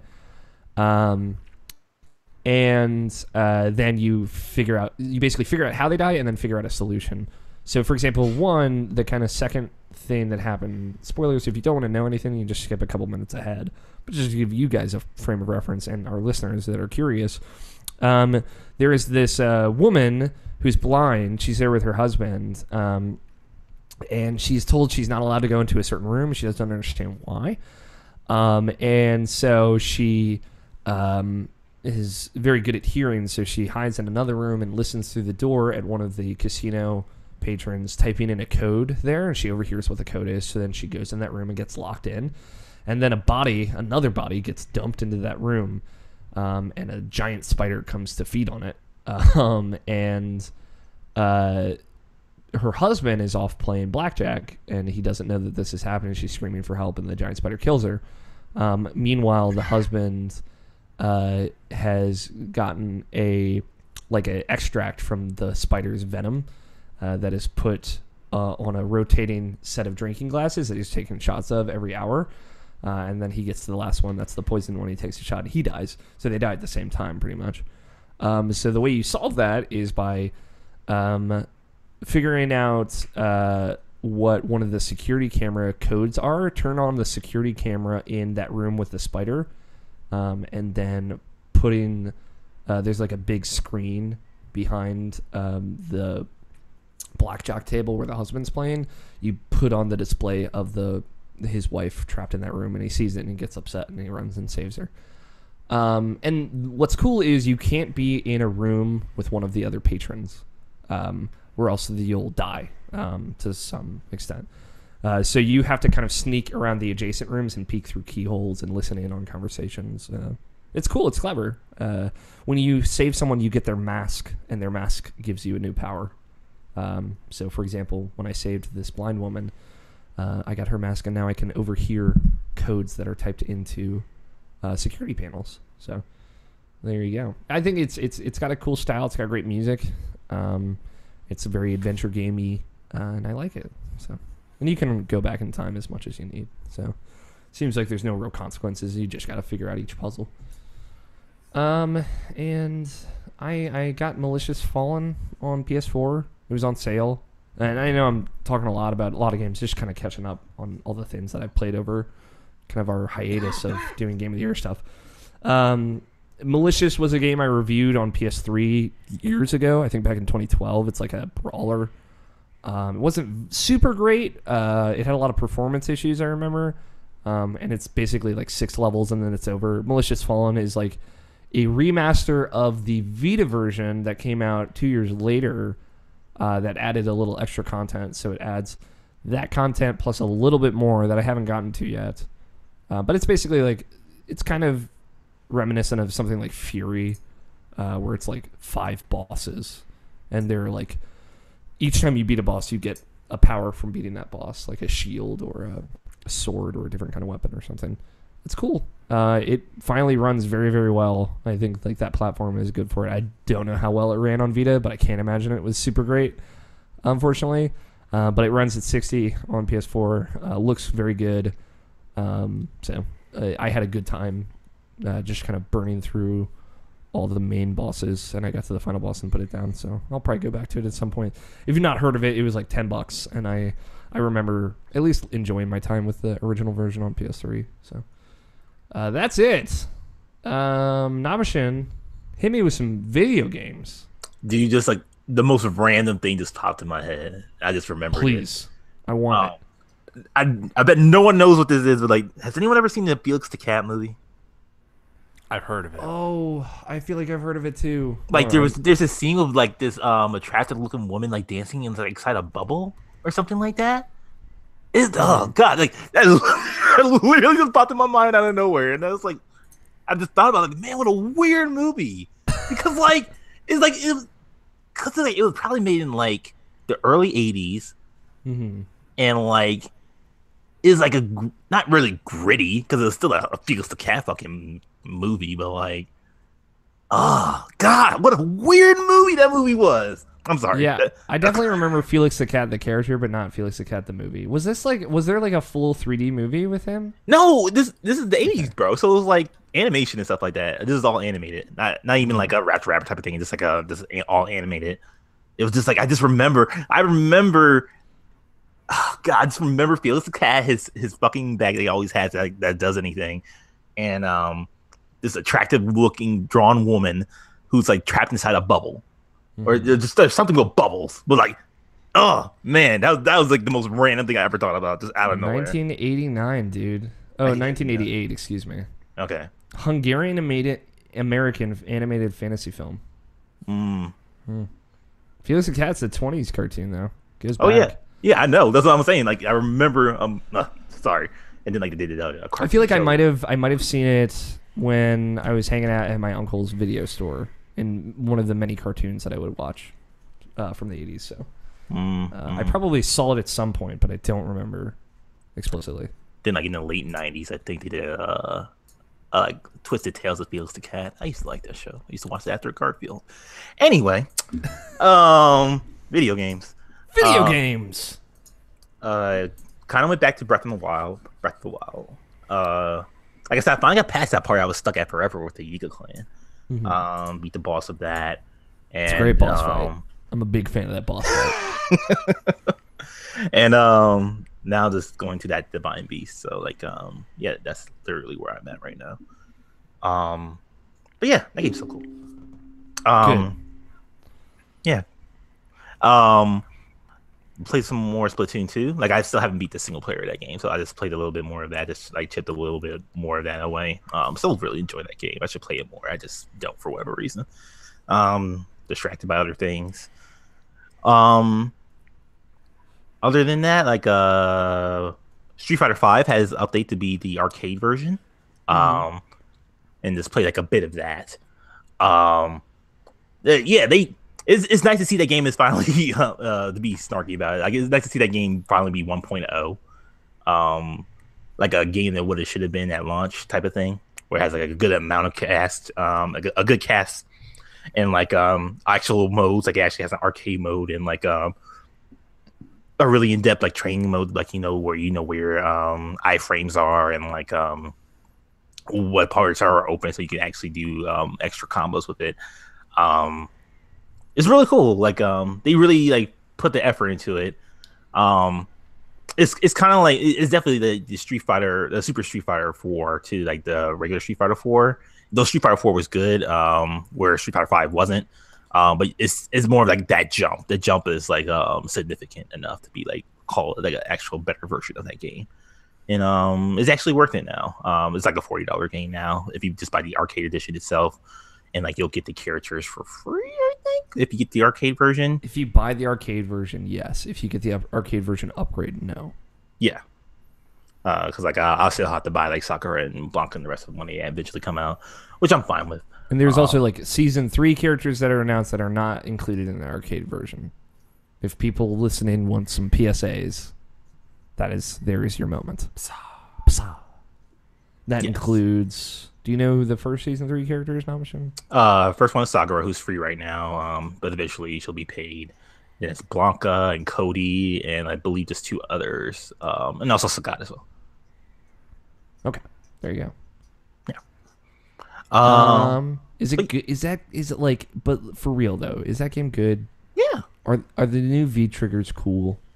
I haven't gotten too deep to like try everyone's out, but like yeah, it's a substantial game now. Like I said, it's finally a 1.0 game, and like it's actually like version like 3 version 3.3 I think. But like I'm saying like it's actually like a complete game now. Like kind of like how Final Fantasy 15 is a complete game now with the Royal Edition that's coming out eventually, where like it has all all the loose ends filled in and everything like that. So it'll feel like an actual full game. So like something's like where's like half the story here or something like that, or where some people feel that way. But yeah, it's actually decent. Actually really good at it. It's more credit than that. It's actually really good. And I'll play a little bit more later on. Okay.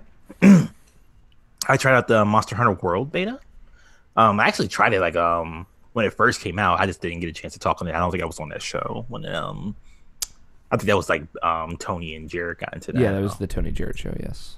Yeah, but I enjoyed that. It's actually pretty cool. Did you enjoy it? Okay, cool. Yeah, that's actually my real first time actually playing Monster Hunter. So like it's mine as well. Yeah. Yeah, I like it. It's not like the best as far as like introducing new people to it, and like it is kind of like you have to like forgive a lot of stuff. Like you're clipping through a lot of stuff, and like the camera goes bonkers when you're fighting the monster and everything.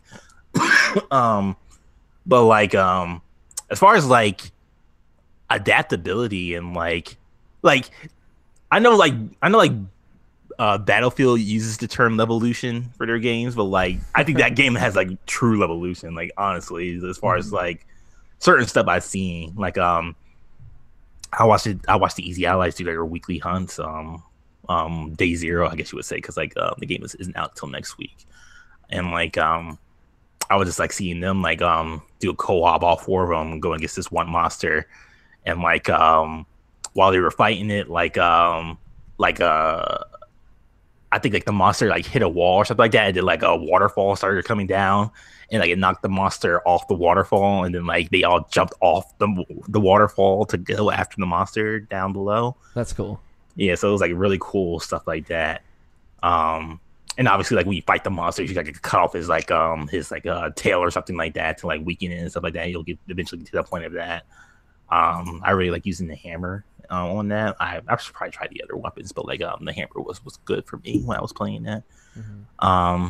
Yeah, I dig it. I know Kay said like she was anticipating that game, so I might play with her if she actually wants to get down on that. Obviously, Tony wants to play with me if I'm actually serious about it. Which I don't know. Tony's probably gonna play on PC anyway, so I don't think he won't play it till like 6 months from now. It's true. God knows he doesn't have time right now, so. Yeah, the PC version isn't coming until like fall, I think. Oh, really? Yeah, that's fine. About 6 months from now. Okay. But yeah, like it's really cool. It's like if I get into it, I wouldn't get to it super deep, but like I know I would enjoy it still. But like yeah, I really think that game. Yeah, I just wish I liked playing it, I guess. Like it was a thing where like I had never sat down and played a Monster Hunter before, and I knew it's weird animation priority stuff. You know, obviously I like Dark Souls. It's definitely a lot heavier than that. And like I'm not saying it's just like immediately no bad.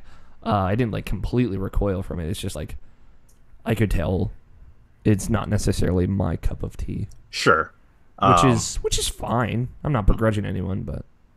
I am a little bummed. It is a thing that I kind of wanted to get into because I know how highly Tony and Scott feel of it.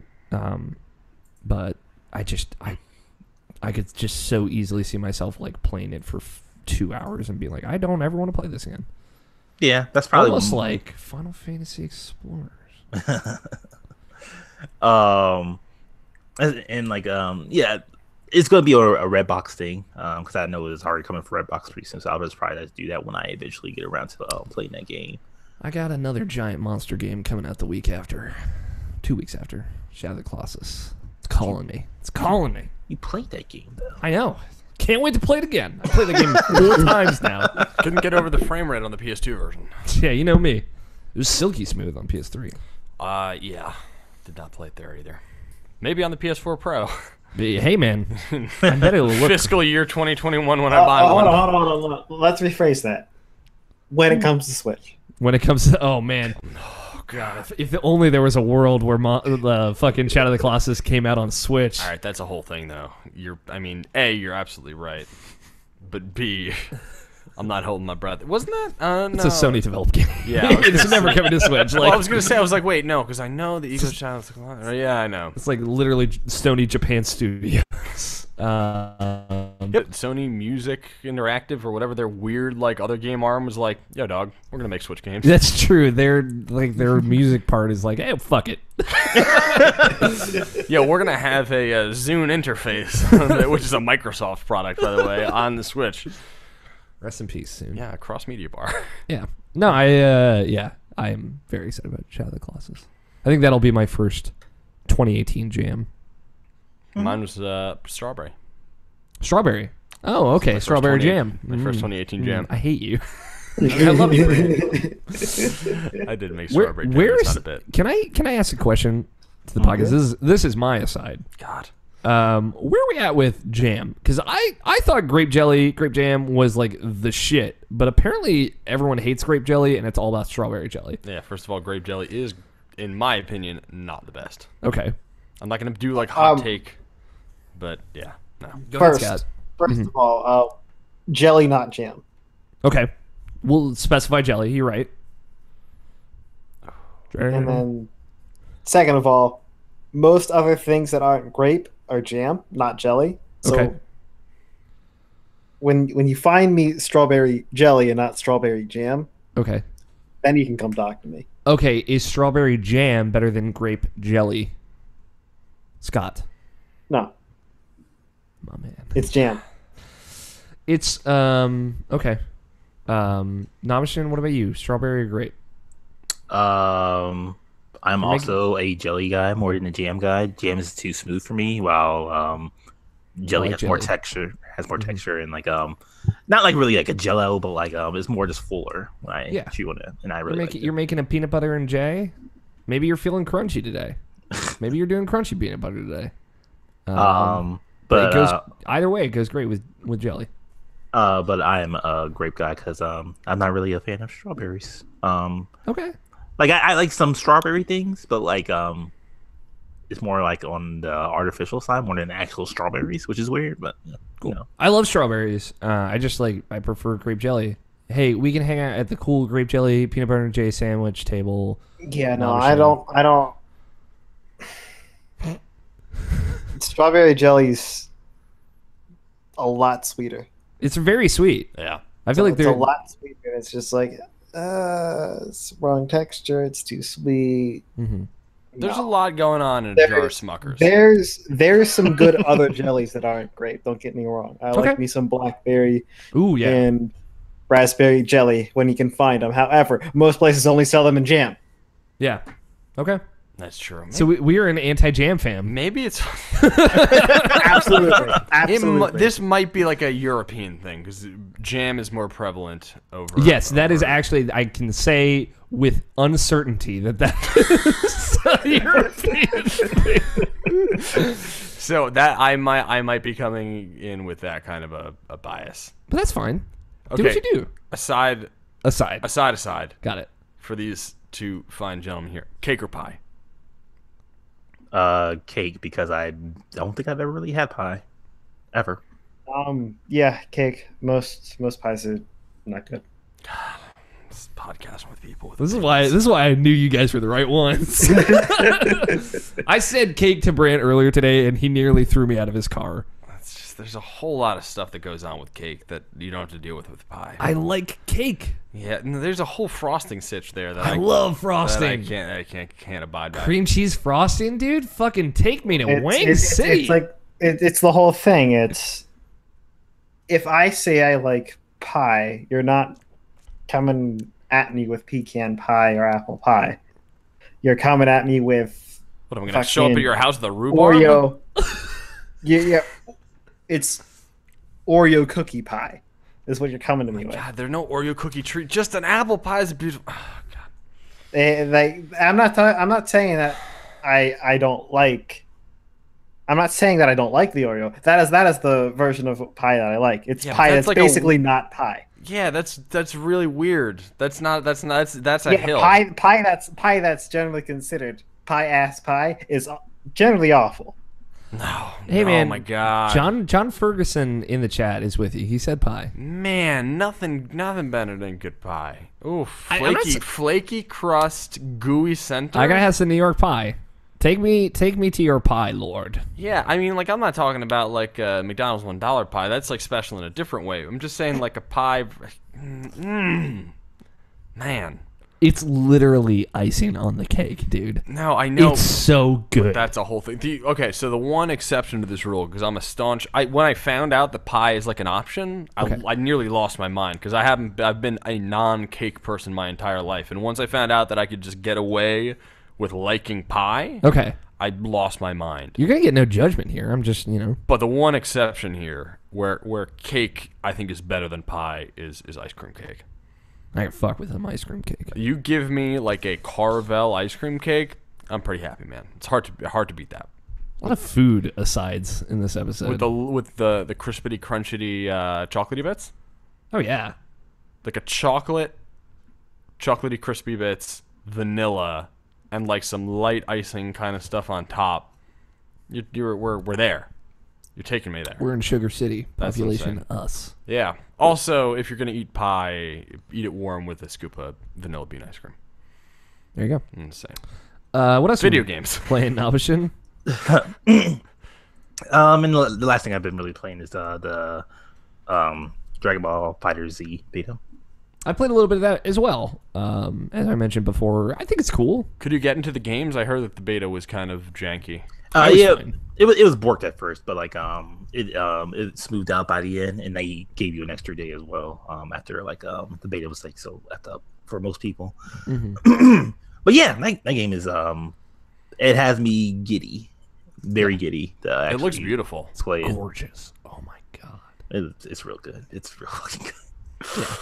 It's cool. Like I will say, like there were things that I was surprised at, like how. It seems very easy. I'm sure it's not. No, it is. That's a plus for it too. Is that very simplistic type of thing? Button layout, your light, medium, hard attack, and your key attack, and like is one of those like it's simple to like actually get wrap your head around it, which is great. If you're trying to master it, it's gonna be like one of those things that'll probably take a while. Actually, not that hard. It probably won't take that long to actually master it, but like like actually get good at it as far as like because like like an issue when you actually go play that game is like a lot of people just dashing. So it's like a matter of how you counter that and like do combos and stuff like that. The thing I couldn't figure out how I was doing was teleporting behind people. You press triangle and circle too much. Okay. I was playing on Xbox One, so I pressed Y and B too much, I guess. Mm-hmm. Color-wise, man, looks gorgeous. Mm-hmm. It's weird that there's just no Goku and Vegeta. It's just only Super Saiyan Goku and Super Saiyan Vegeta. They're like a pre-order bonus, right? The pre-order bonus is their Super Saiyan Blue version of it. Okay. There's like normal Goku and normal Vegeta are coming at some point, though.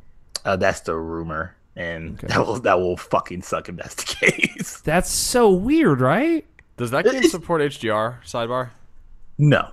Okay, because I'm just saying because it's a colorful game that I think that would pop. Right. You would think people would do that for their video games, but they don't do that, unfortunately. Yeah, I would think. Like like The Witness, The Witcher 3, eventually on PS4, Injustice. Those use HDR really good and really effectively. Resident Evil uses it really good and effectively. Mm.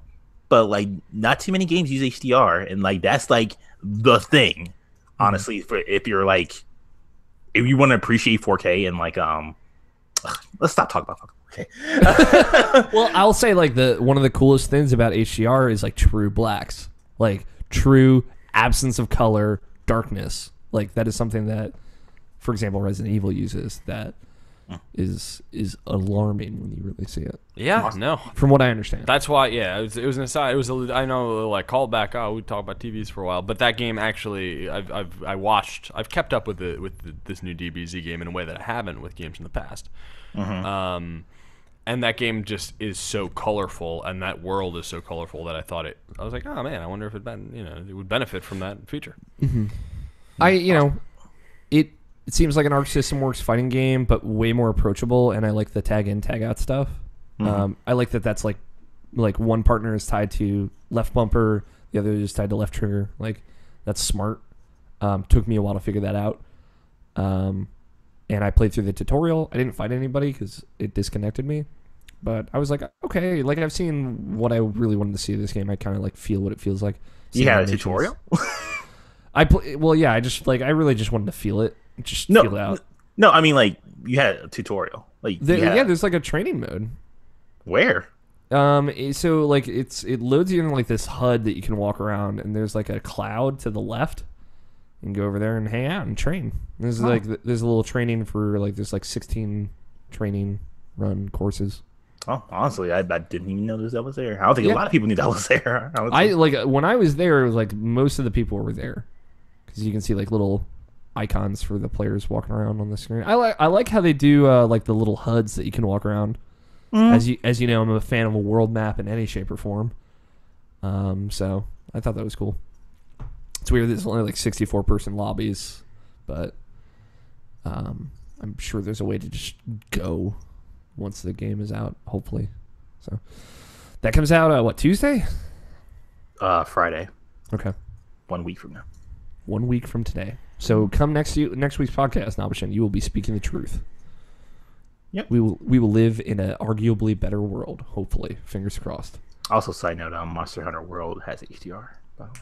Nice. Oh, that's cool. That's a game that'll take advantage of it. I know Uncharted 4 does on the PS4 side. Oh yeah. The Uncharted Lost Legacy and Uncharted 4 apparently are bunkers. And Horizon Zero Dawn. Mm-hmm. Yeah, there are a bunch of games that I've kind of kept up with. I would bet all of Sony's exclusives going forward will have 4K and HDR. They should, yeah. You would think. You would think. I would hope. I mean, God knows they're taking forever enough to make them. So, but yeah. Scott, video games. What you got? All right, I got two. Okay, feed me. All right, we got Zelda Breath of the Wild. Mm-hmm. Heard of it. That's a video game. And we got Don't Starve Together. Okay. Are you playing both of them on Switch? No. Okay. Just Zelda on Switch then. Just Zelda on Switch. What's up in Zelda? I'm continuing my Master Mode playthrough, from the start. Okay,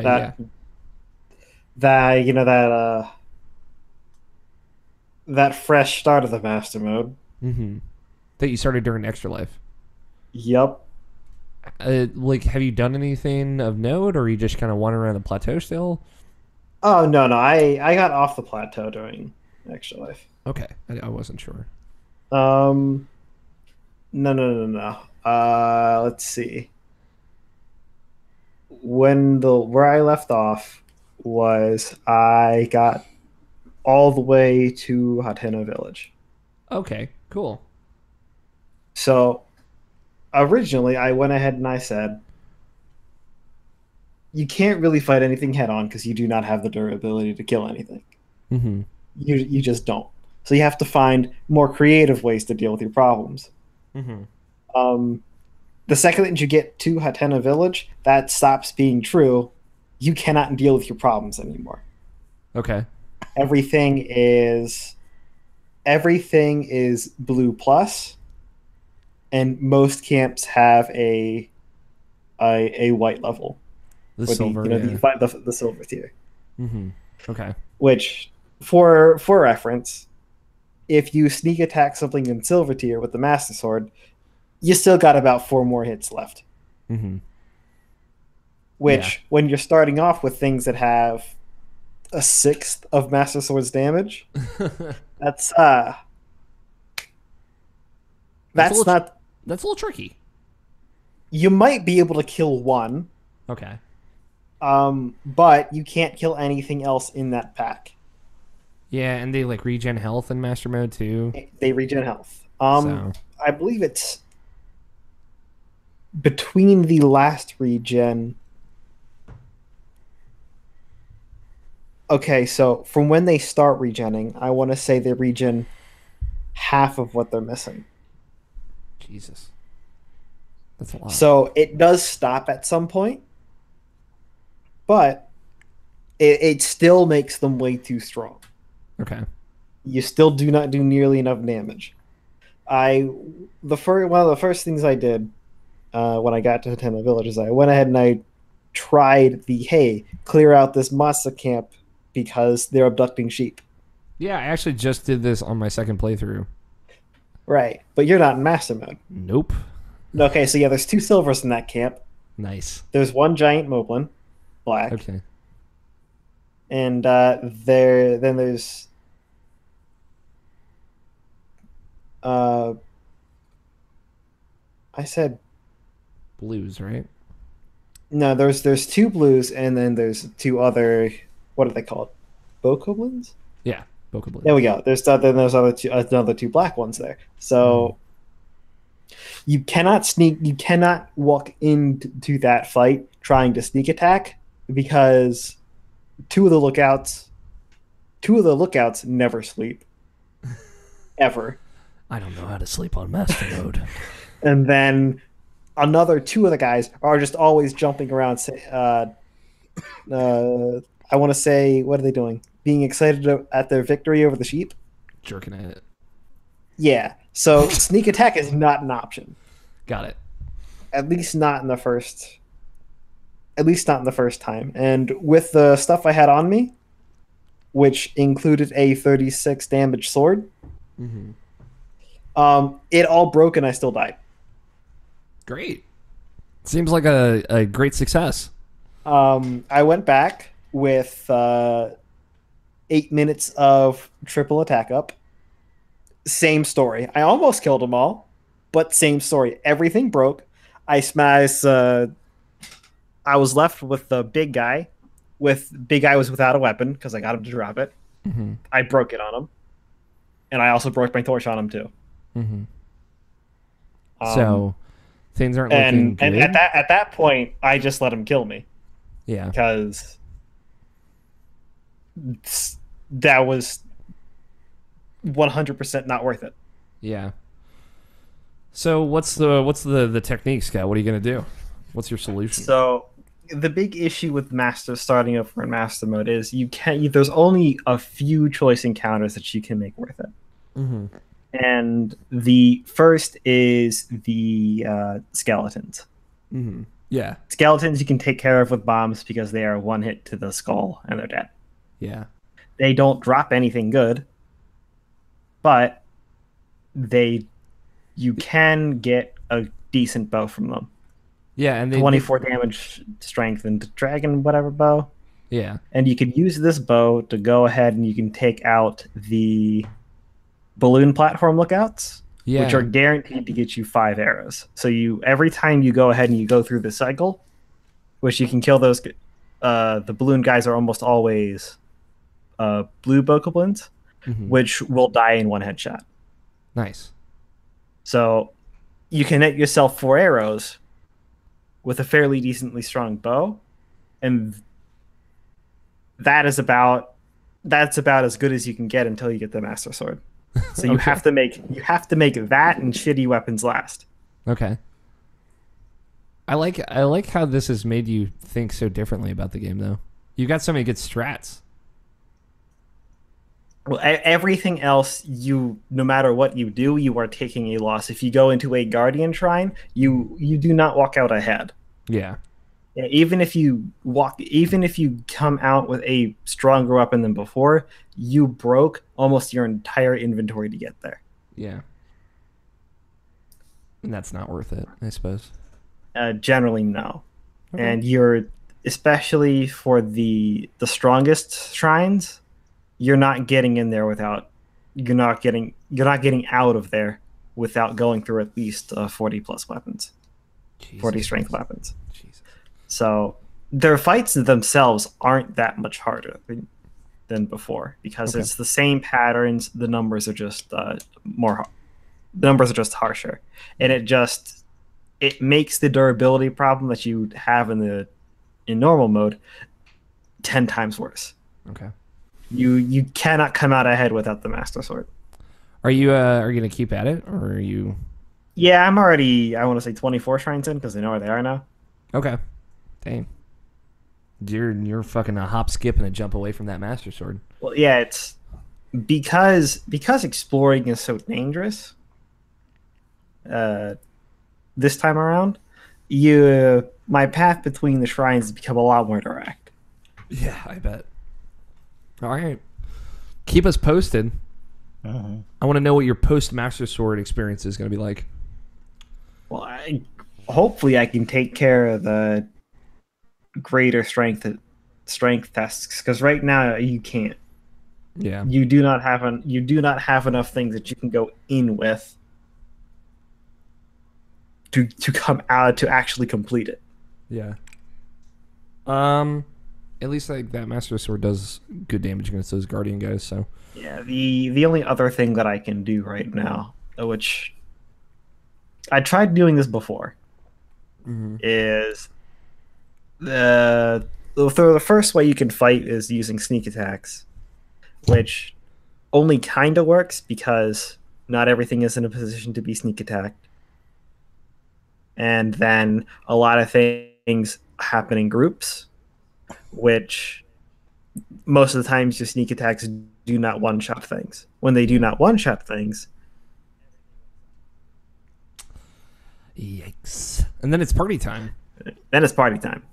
But anyway, there's that, and then there's Lionel's. Yeah, don't fuck with Lionel's. When you get up on the Lionel's back, get up on the Lionel's back! It doesn't cost you any durability. The issue is Okay. it's expensive in arrows because you have to shoot it in the face to stun it to get there. Yeah. And then it is expensive in bows because it might not cost any durability, but it's a Lionel. It has a lot of health. Yeah. You ever gonna fuck with that master mode, Brant? No. No. So No. because I have to use arrows so much, I'm constantly I never have enough. I never have enough to go try it. Yeah, I get that. So it's that is technically one other way that I could get the weapons enough to do it. But yeah, any weapon that has below 10 strength on it, 10 damage on it, it's kind of just a slap in the face. It's like what is this good for? I can poke the bones with it. What is it good for? Absolutely nothing. Say it again, y'all. What about Don't Starve Together? I want Alright, to so let's change course. Don't starve together. Have you played Don't Starve Together before? Just don't starve. Yeah. Remember we got like a copy, I want to say 4 years ago, Yeah. when the game wasn't exactly out yet. Yeah. I remember playing That Don't was Starve. the last time I really played it, Jesus. It was like an early access, right? basically. Yeah. It's come a long way from that. Yeah. Like a really long way. I know a lot of 'Cause- people really like it too. Before, you had your hunger bar and your health bar. Now you have a sanity bar. Yeah. So you've heard about this. Yeah, I have. I've watched a couple people stream Don't Starve Together before specifically, so Oh, okay. Okay, so what about the giant deer man that comes to kill you? I've seen that? seen it in image form, but I've never like seen it actually happen. Okay, so that is about as far as we've gotten. Around day 30 in the middle of winter, a giant deer man will come to kill you, and or wreck all your buildings. We do not have much more to say about this. We do not have an answer to this. Deer Clops, is that his name? I think his name. Yeah, that's it. Pun. I like that. That's what a deer does. Clops. He clops, yeah. He looks like a friendly fellow. He doesn't. I was being facetious. He looks very unfriendly. Is there any way to kill him? You can kill it by going up and smacking it. Okay. The issue is that he hits really goddamn hard. So He looks like it. he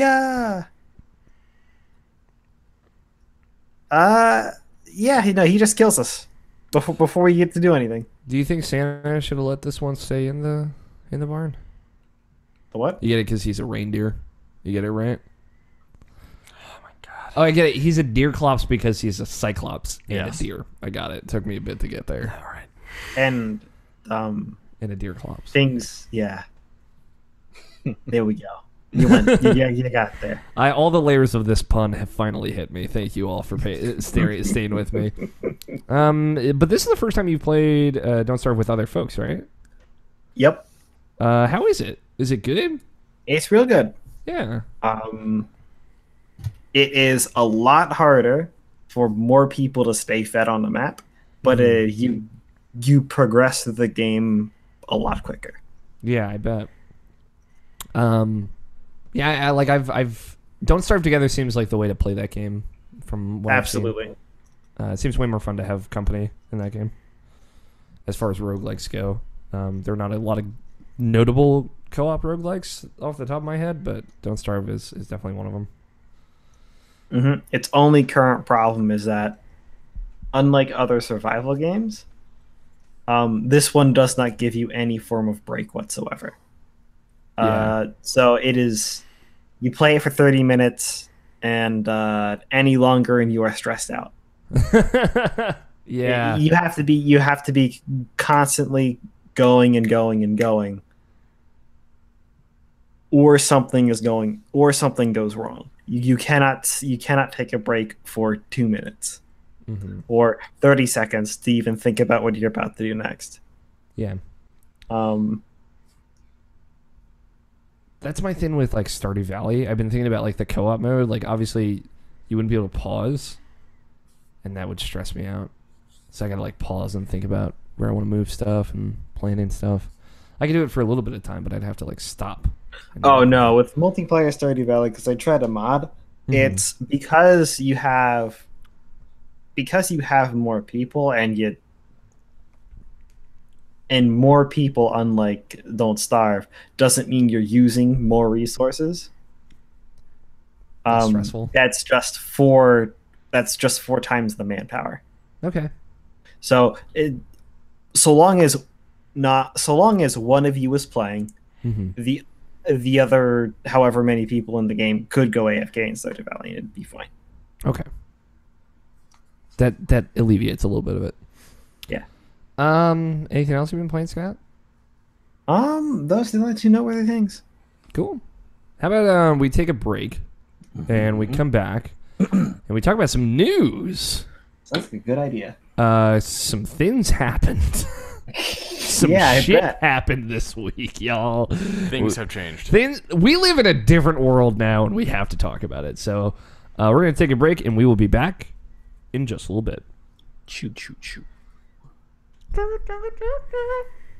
Want to make the coffee? Oh, yeah. I was thinking about that.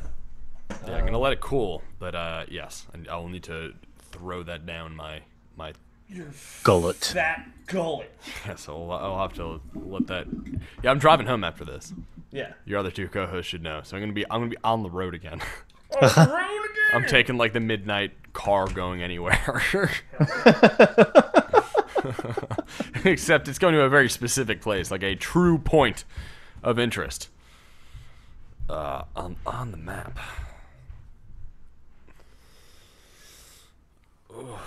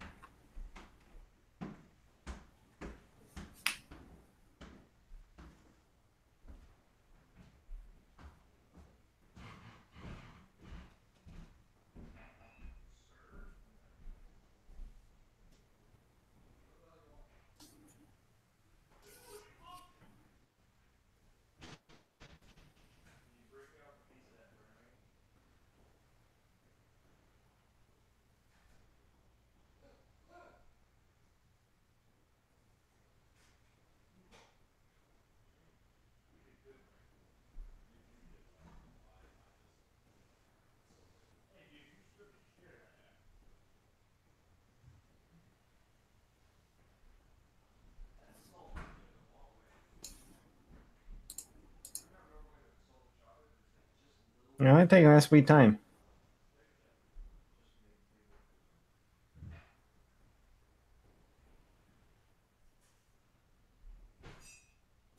Still recording, right? Yeah, we're good.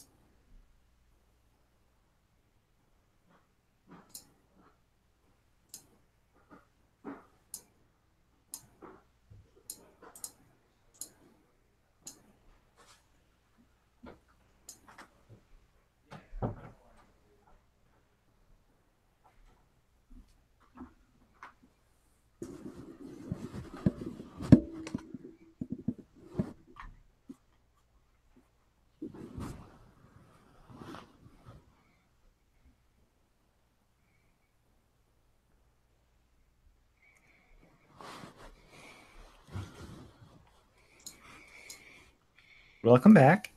Hello.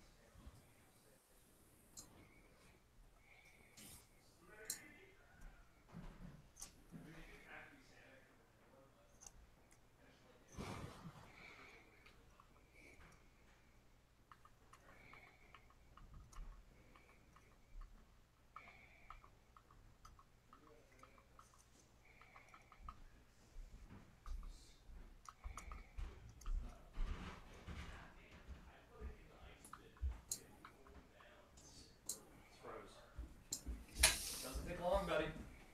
It is Budweiser. It's almost water. Huh. Whoa.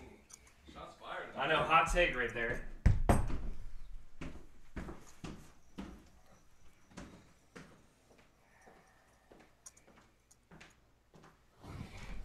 Nabishan, what news happened? The Nintendo thing. Also the mini direct. We kind of Yeah, the mini direct and Labo is all I know about. Hold on. Let me look. Can you look at that while I solicit some links for the other stuff? Mm-hmm. How far back do you want to go? Just a week, maybe a week and a half. We don't have to go crazy if there's anything really important.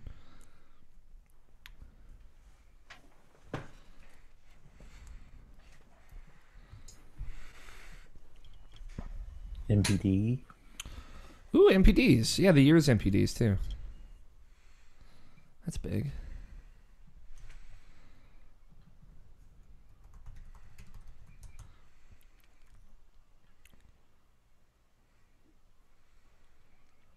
Oh, VG 24/7 usually does a good job. Oh, Venture Beat. That's where I want to be. Have you seen gameplay for Metal Gear Survive? I've not, but I have the beta downloaded on my PlayStation 4. Mm. Me and Logan Moore plan on playing some tomorrow. It is more Survive than Metal Gear? No, it's more Survive than what you would think, honestly. Okay. It seems more of a Don't Starve type of game, like we just talked about. So. Metallic Gear. Metallic Gear. Interesting.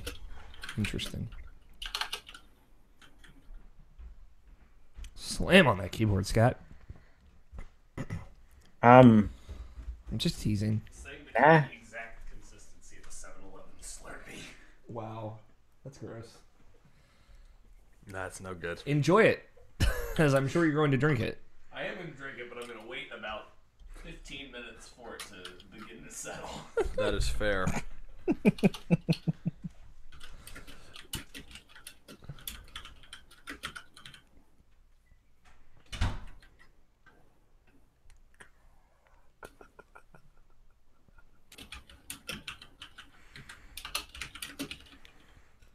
There we go. Jesus.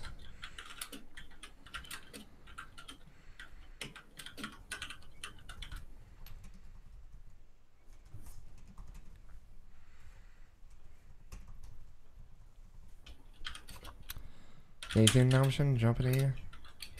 No, nothing really. Okay. We have one big good story. Hell yeah, we do.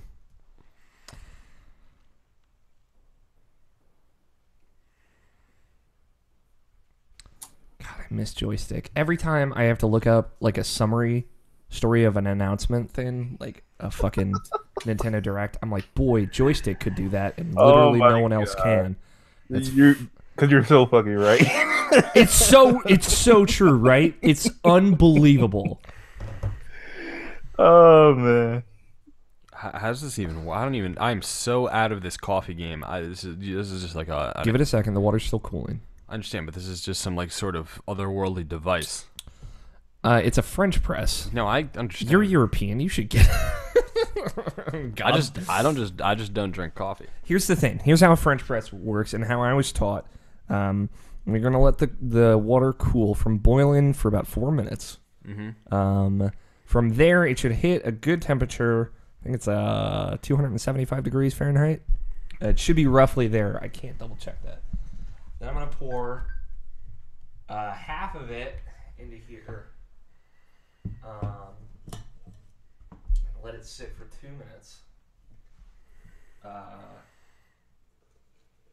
And then fill the other half up. I want to get all the grinds right. And get all the grinds wet. Or as my Buffalo Wild Wings hostess would say, wet, wet, wet, wet, wet, wet, wet. That's a real thing. Hey Siri, set a timer for 2 minutes. Okay, your timer is set for 2 minutes. Where is my little Bluetooth thing? What is that?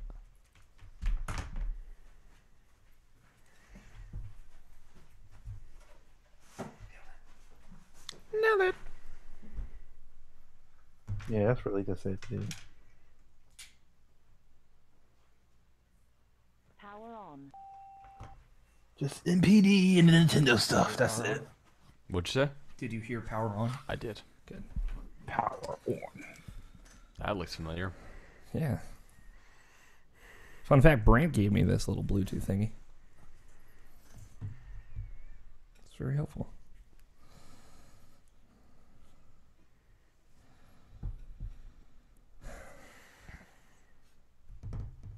Yeah, that's literally it, dude. Just the MPD and the direct.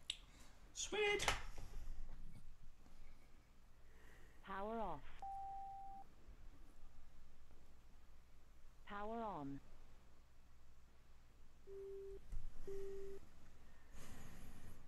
Boop. Boop. Boop shoobadoo shoobadoo shoobadoo wah. It's being finicky. It is often a little finicky.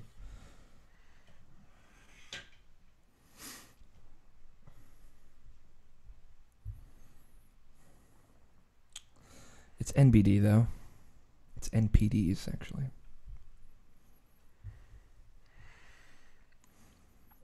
There we go.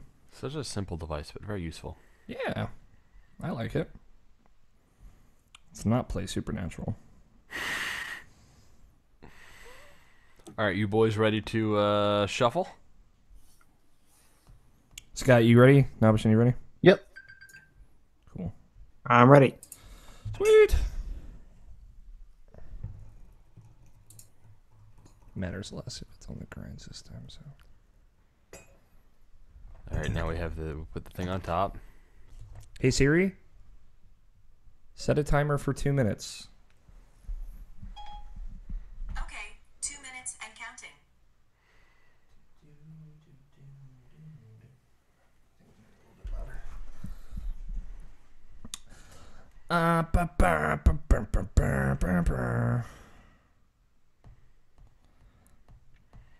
Give me a sec.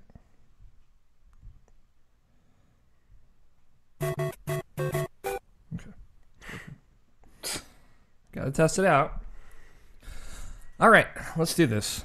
News in gaming. Let's talk about some news. Let's. Boy, Let's not start with the big one. I gotta work myself up to it. We've been off the news grind for a little bit.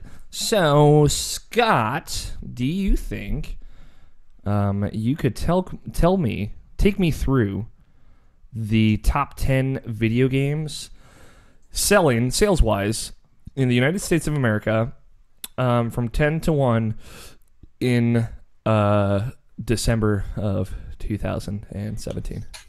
All right. At number 10, we got FIFA 18. Are you looking at the right list? I'm looking at the right list. At number 11, we have FIFA 18. At number 10, we have FIFA 18. There's a different game at number 10, but we won't address it. At number 9, we got Legend of Zelda: Breath of the Wild. At number 8, we got Assassin's Creed Origins. Mm-hmm. At number 7, we got PlayerUnknown's Battlegrounds. Number 6, we got Madden NFL 18. Number 5, we got Mario Kart 8. At number 4, we got NBA 2K18. Dude, 2K14 coming back strong. Yeah. HD re-release. Yeah. Really, it's just selling well on Wii U. Finally. Number 3, Super Mario Odyssey. Number 2, Star Wars Battlefront 2. And at number 1, Call of Duty World War II. Call of Duty World War II, number 1 best-selling game of December. And get this, number 1 best-selling game of 2017. It's World at Turns War out. 2? Call of Duty World War II. It's just called World War II.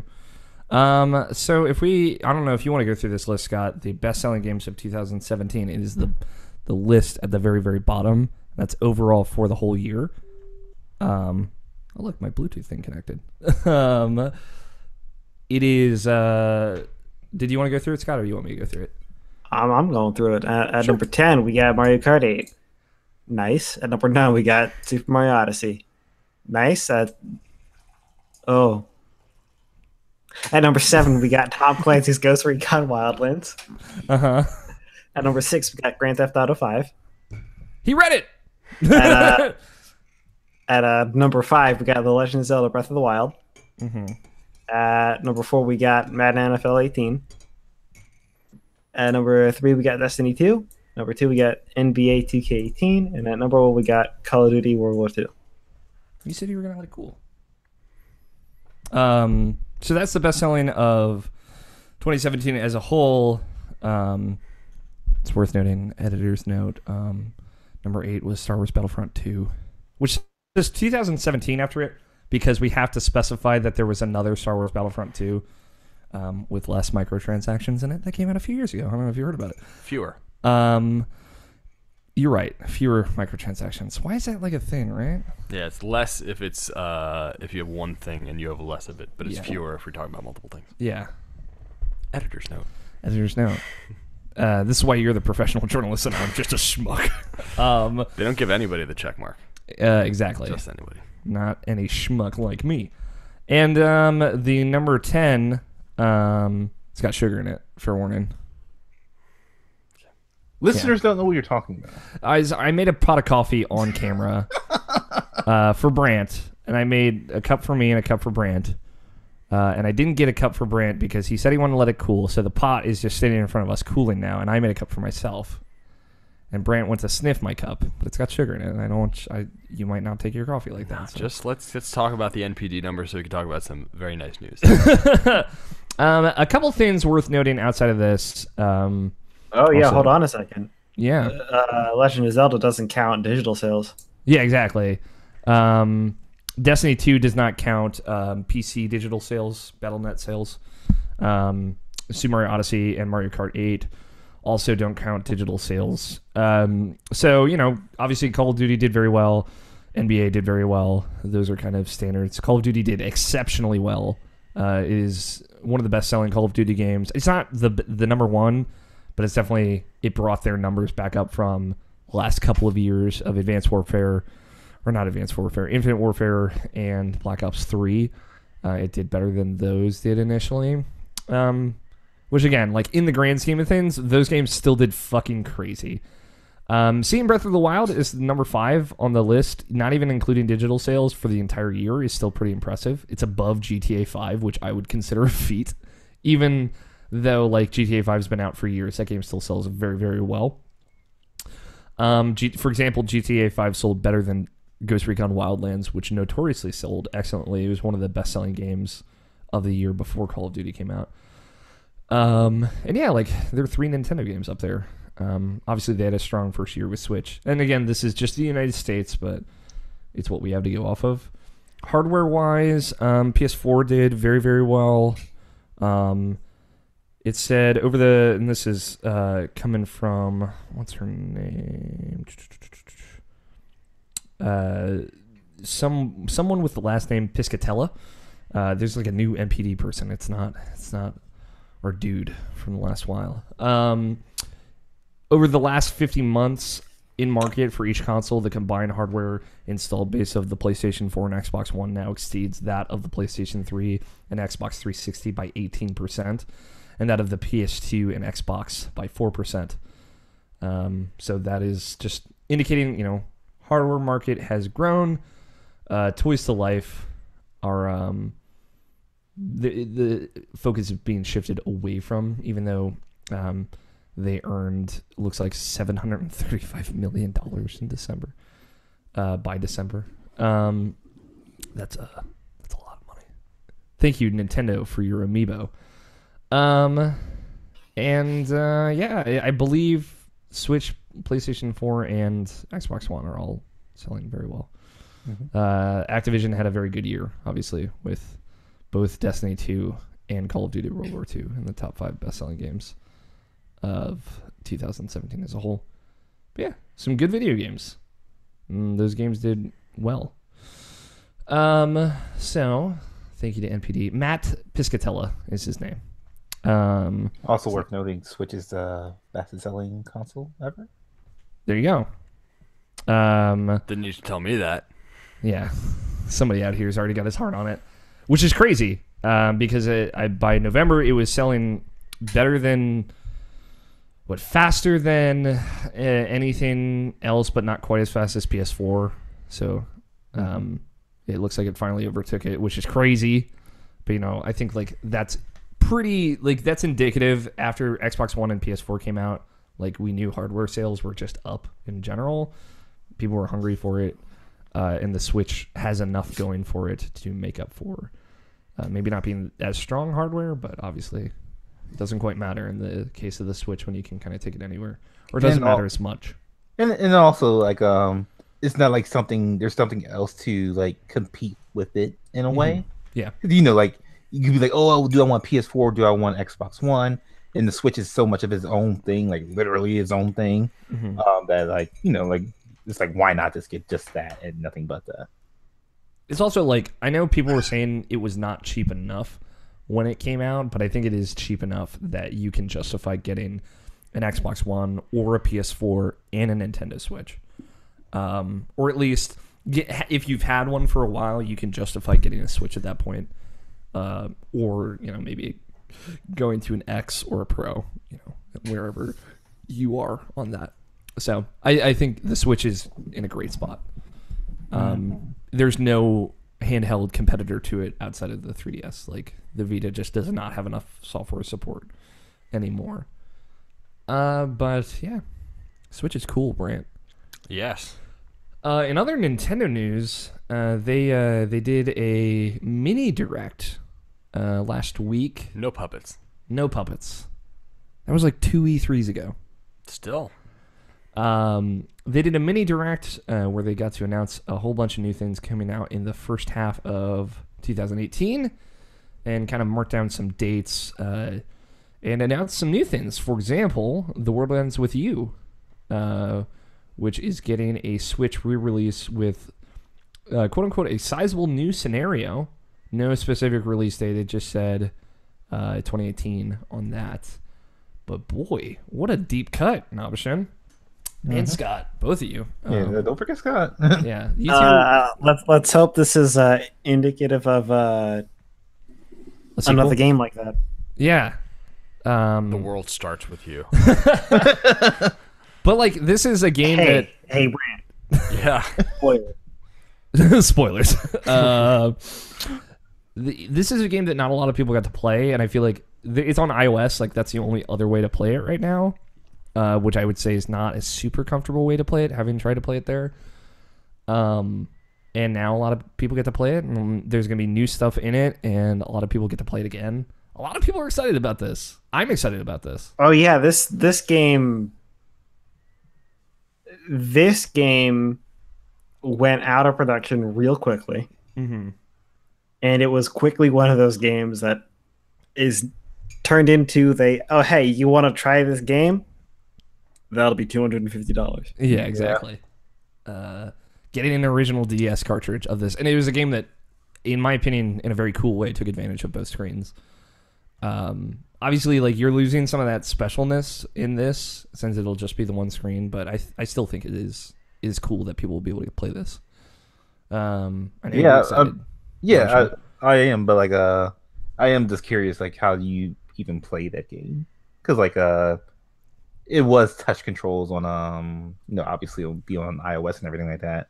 So like, are we translating to buttons now, or because like I would like to play it on my TV, obviously, and I know that's an option, but like Motion controls? sure. It seems like they might have mapped like one thing to the right half of the device and the other to the left half of the device. It seems like that's how they're doing it. Because before it was one character you controlled with the buttons and the other you controlled with taps on the screen, correct? Mm-hmm. So that's possible. I don't think it would be as... It might not feel great from the get-go, but I think it's doable. It seems like it's still more of like what the iOS version was, where it's like like you kind of just summon the other person just to come in to assist you except like in the DS you're having them both fight at the same time. So yeah, but they're like fighting different things, right? They're not together in a way. So I don't know. Regardless, I feel like they wouldn't have done this if they didn't have a cool idea for it. And there's a new character in the new scenario. They showed just what she looked like. So I don't know, man. This is cool. This is such like a good pull. Like this is the kind of stuff that is only going to be on Switch. That's like a good. It's going to get weird people like us to go out and buy a Switch. And it's too late. Yeah, right. Too late. Too late. We already have one. Yeah, but there are other people out there that I think this speaks to as well. Heathens. Non-Switch believers. The non-Switch believers. Pokken Tournament DX is getting DLC characters. Some will be available on January 31st, Wave 1. Bringing Aegislash, which is one of Scott's jams from Pokemon X and Y. And he was kind of broken. Yeah, but like that's so cool. He's a ghost sword. Yeah, that's true. And Mega Rayquaza and Mimikyu as support characters. And then March 23rd, it's getting Blastoise with Mew and Celebi as support characters. So it's cool. Like it's cool that they're supporting that game. Obviously, it kind of got a little bit of a second life on Switch. I don't hear a lot of people talking about it, but somebody must be playing it.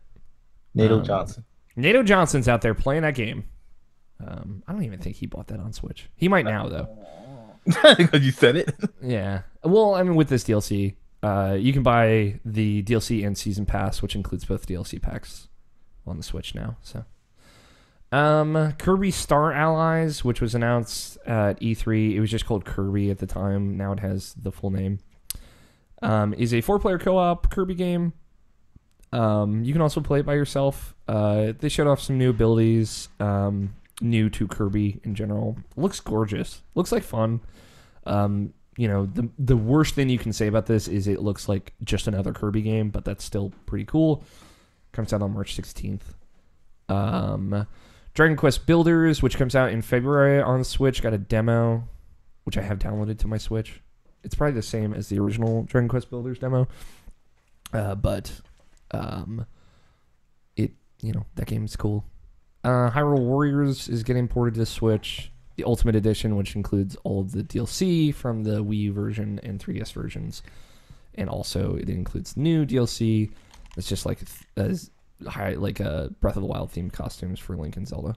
So, and then Mario Tennis Aces got announced. A new Mario Tennis game, which is coming out sometime in spring. The team that made Golden Sun is making this game. Fun fact. Camelot. They've been And- making Mario sports games going back to, I think, the Game Boy Color, actually. The Game Boy Color version of Mario Golf. It said, as well as numerous other Mario sports shows here in this GameSpot article. It looks cool. I don't know what you were thinking about this, Nabashan, but I thought it looked dope. Yeah, that's cool. It's got like a single player mode. There are boss fights, and like, you know, they didn't show any like 2v2 stuff, which is the stuff that I actually liked from the Mario Tennis on GameCube. It's the only other one I played. Oh, man, you missed out. Yeah, The N64 one's real good. I heard it's good. I might have played a little bit of that one, but not near as. It's on Virtual Console. Oh, okay, but that involves Wii U. I'm just saying for the people. I think it didn't even make it to the Wii U one. I think it's just on Wii. Yeah, there you go. TBH. So this looks good. I was surprised that it looked as cool as it did. For folks that are into Mario sports games, East 8, Lacrimosa of Dana, is coming to Switch on in summer of this year, which is super weird for me because I played the demo for East 8 the week before this was announced, and I was like, this is really good. I mean, this game's still $60. I might wait for it to be cheaper if I can get it on the cheap to get it, and then they announced it for Switch. I'm like, fuck, I'll just do that. So it's like they read my mind. Super Mario Odyssey is getting a free update in February that is adding Luigi. Luigi. Mr. Boy, Luigi. That means I'm putting that game down until then. And he is adding this weird asynchronous like multiplayer mode where if you run up and talk to Luigi, he's like got bubbles on his back. It's weird. Balloons, not bubbles. You can go and hide a balloon somewhere in that level, and then you can talk to him to go and find other players' balloons, and you can like try and set the record for finding your friend's balloon and popping it and whatever. So it's this weird kind of asynchronous competitive thing with leaderboards and whatnot. It's a cool idea. And it's a free update, and they're adding some new outfits as well. So I don't know, that's a cool thing. I hope they do more updates with that with Mario Odyssey. SNK Heroines Tag Team Frenzy is coming out to Switch. In Summer 2018. Summer 2018. It's like an SNK fighting game in 2018, which is really weird and cool. And I believe it's exclusive to Switch. Can only happen on No, Switch. it's not. It's not okay. Don't tell them. But it's just the ladies of the SNK fighting series, and it looks pretty cool actually. I was really surprised.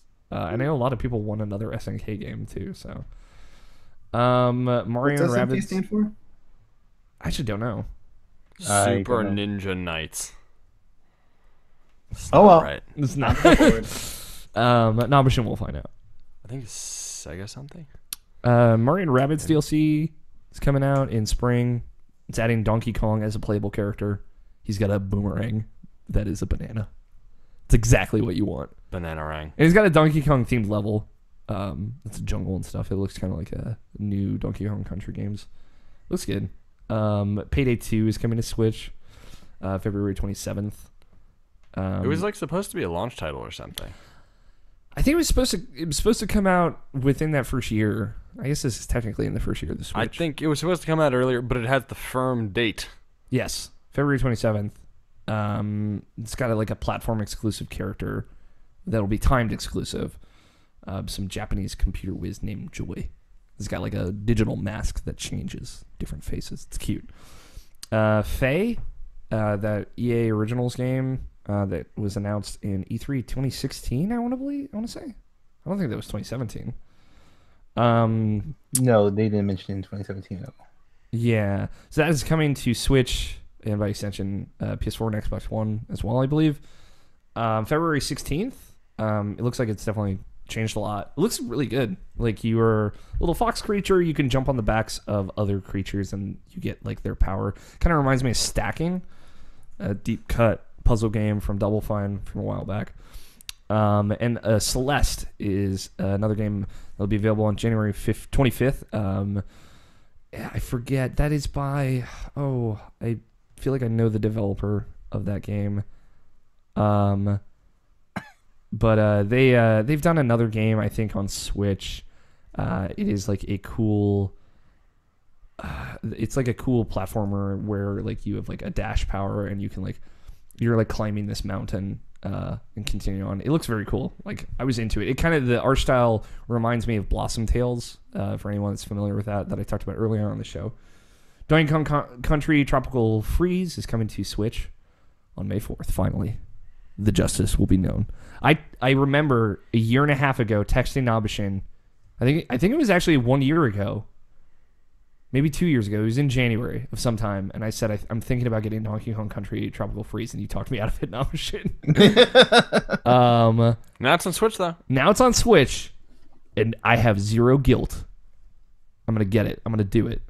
And it's got a Funky Kong mode, which is basically easy mode because he just surfs and can essentially fly, I guess.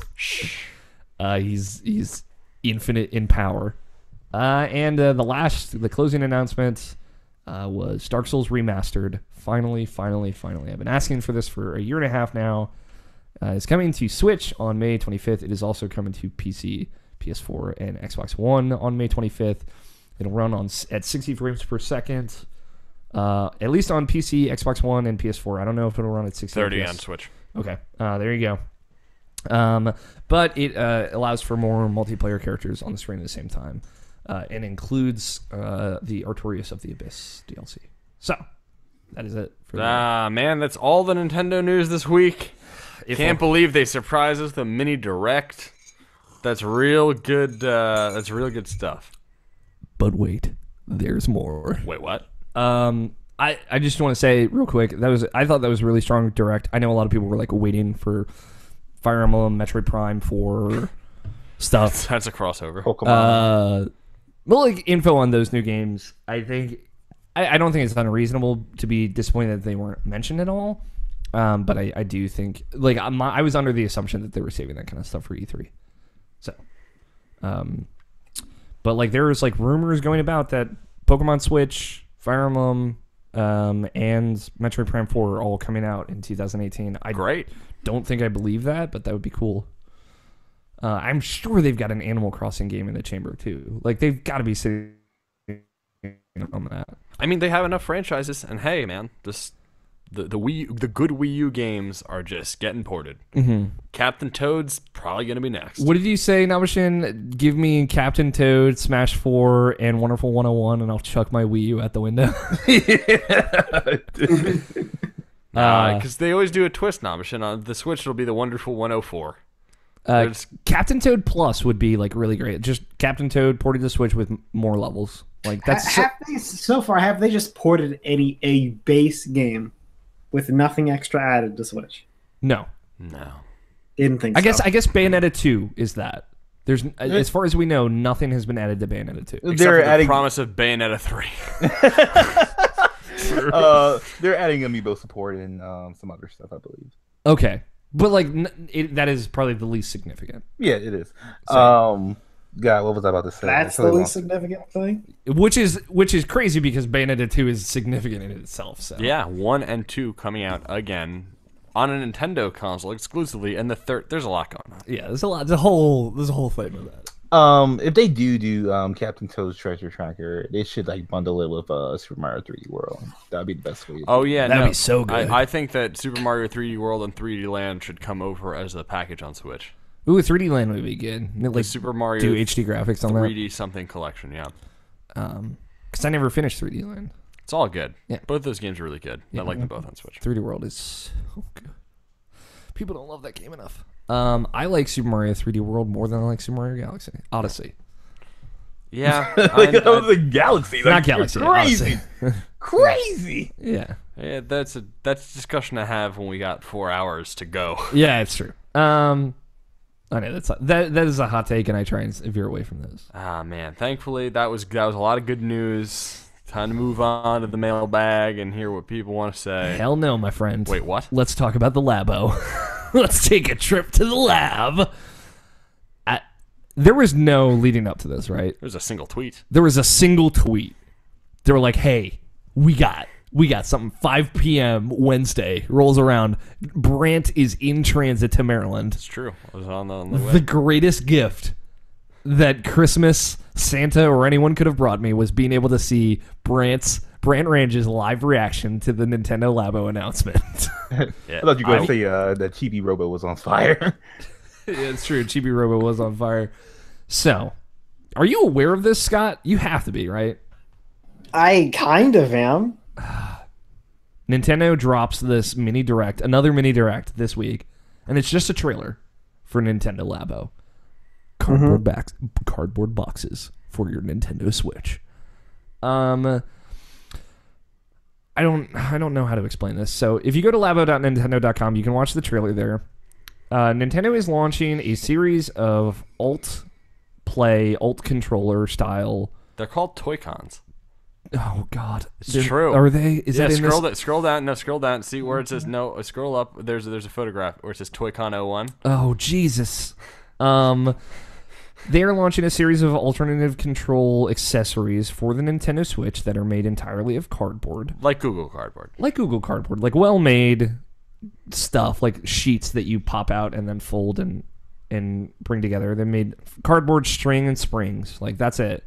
And some rubber bands, I think, as well. That's basically you either slot the Switch into or slot the Joy-Con controllers into after assembling to create games that will combine in some way with software that is included in it. Now, I have to front load this. I have to say this up front. It costs $69.99 and comes out on 4/20. I can't make that up. That's real. That's a thing that's happening. It's real. This is a very nice package. I just want to throw that out there. $69, 4/20 release date. Everyone needs to know that. Okay.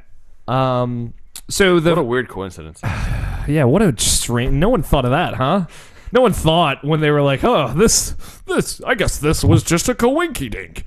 Nintendo, what is happening in Nintendo? I honestly, there was a moment where the release date popped up on screen and Brant was like, "Nice," and then I said, "Guess how much it costs?" And he said, "No, $69." I was like, "Yes," and he's like, "Nice." It was the greatest gift I've ever received in my life. It was so nice. It was the most nice. Nintendo, it's the Nintendo Nice Kit. So the initial packaging, which launches on April 20th, there will be two separate collections. One is a variety pack that includes like a piano, a fishing rod.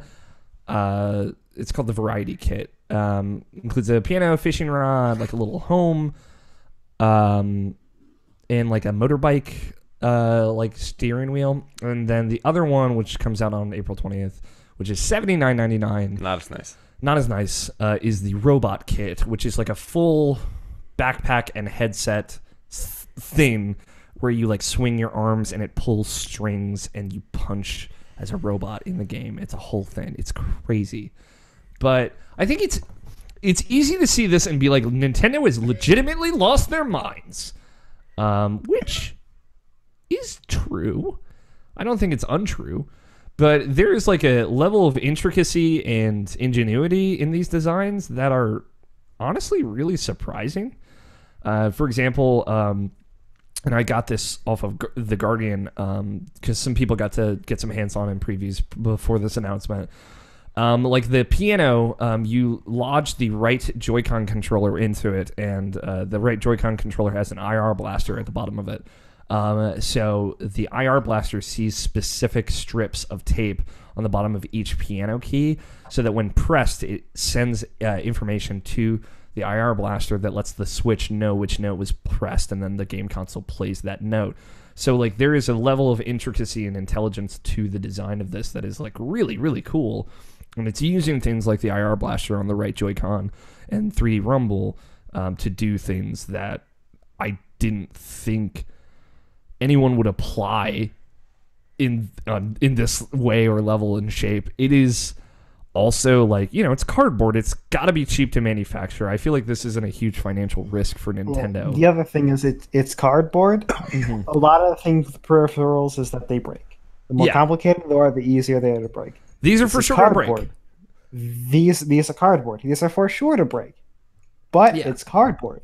Yeah. It's You easy to can replace. make another one. Yeah.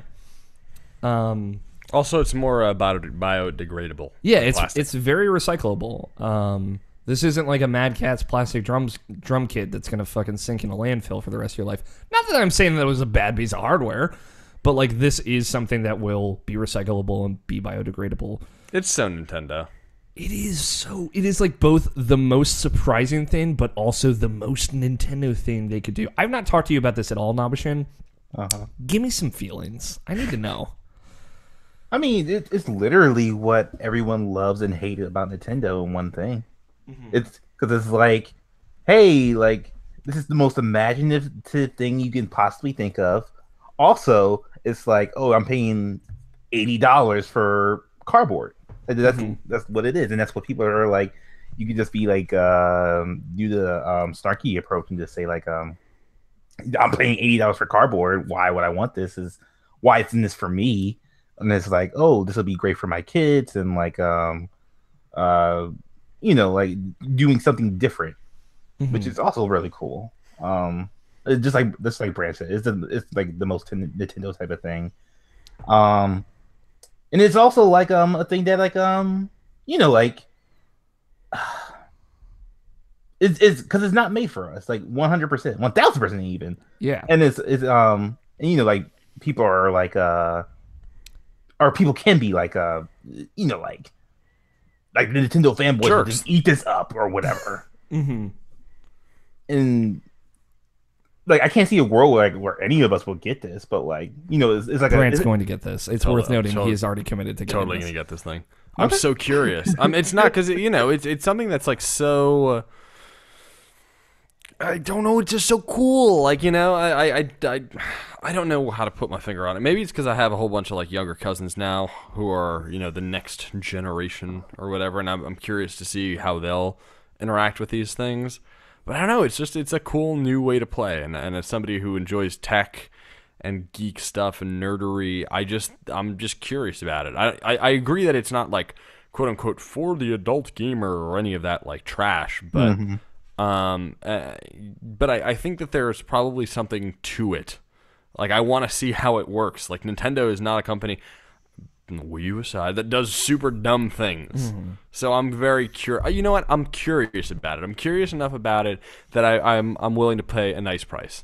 And if you really think about it too, it's like because Nintendo can't compete with like as far as like like the modern consoles right now are all about 4K or are about like virtual reality. Virtual VR is a big one too. Yeah, and VR as well. And HDR as well. And it's like they can't do that, or at least without getting a whole new console with it. So it's like do something different that's like only they can do, and like like if their competitors just try to do it, is like they'll be like the Me Too's of it. So like it's just one of those things that Nintendo does. Like honestly, the thing about this for me, and like it's crazy because so there's a episode of Input out about this now that y'all should go check out and listen to. You should always listen to Input. But the thing that's great, so like Logan had a very negative reaction to this.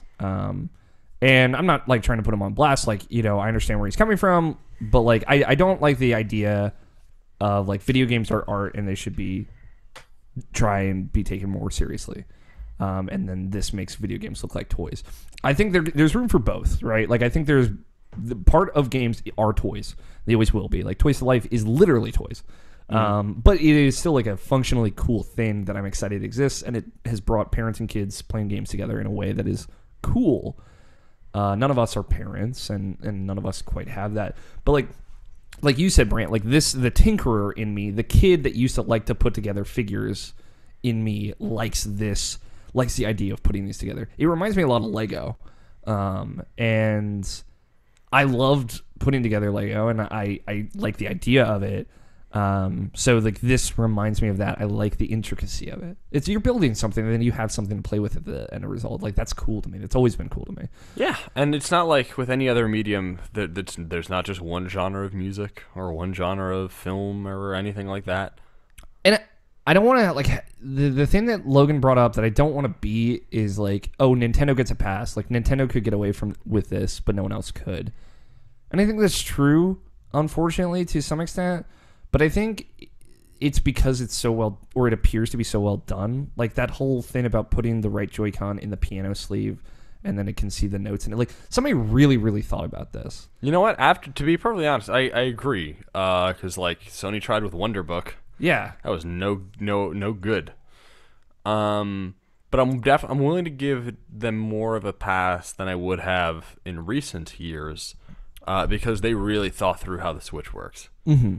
Like the Joy-Con, the dock, everything works super well. So I feel like this is just another piece of that larger puzzle. And the fair comeback is like, well, they can't put together a feasible online store, Oh yeah, no. internet stability, virtual console, or like whatever their paid online service is supposed to be. Which Yeah, we but still this is don't know about. hardware. Yeah, it's hardware. It's like they have a good history with hardware. Again, excluding the Wii U.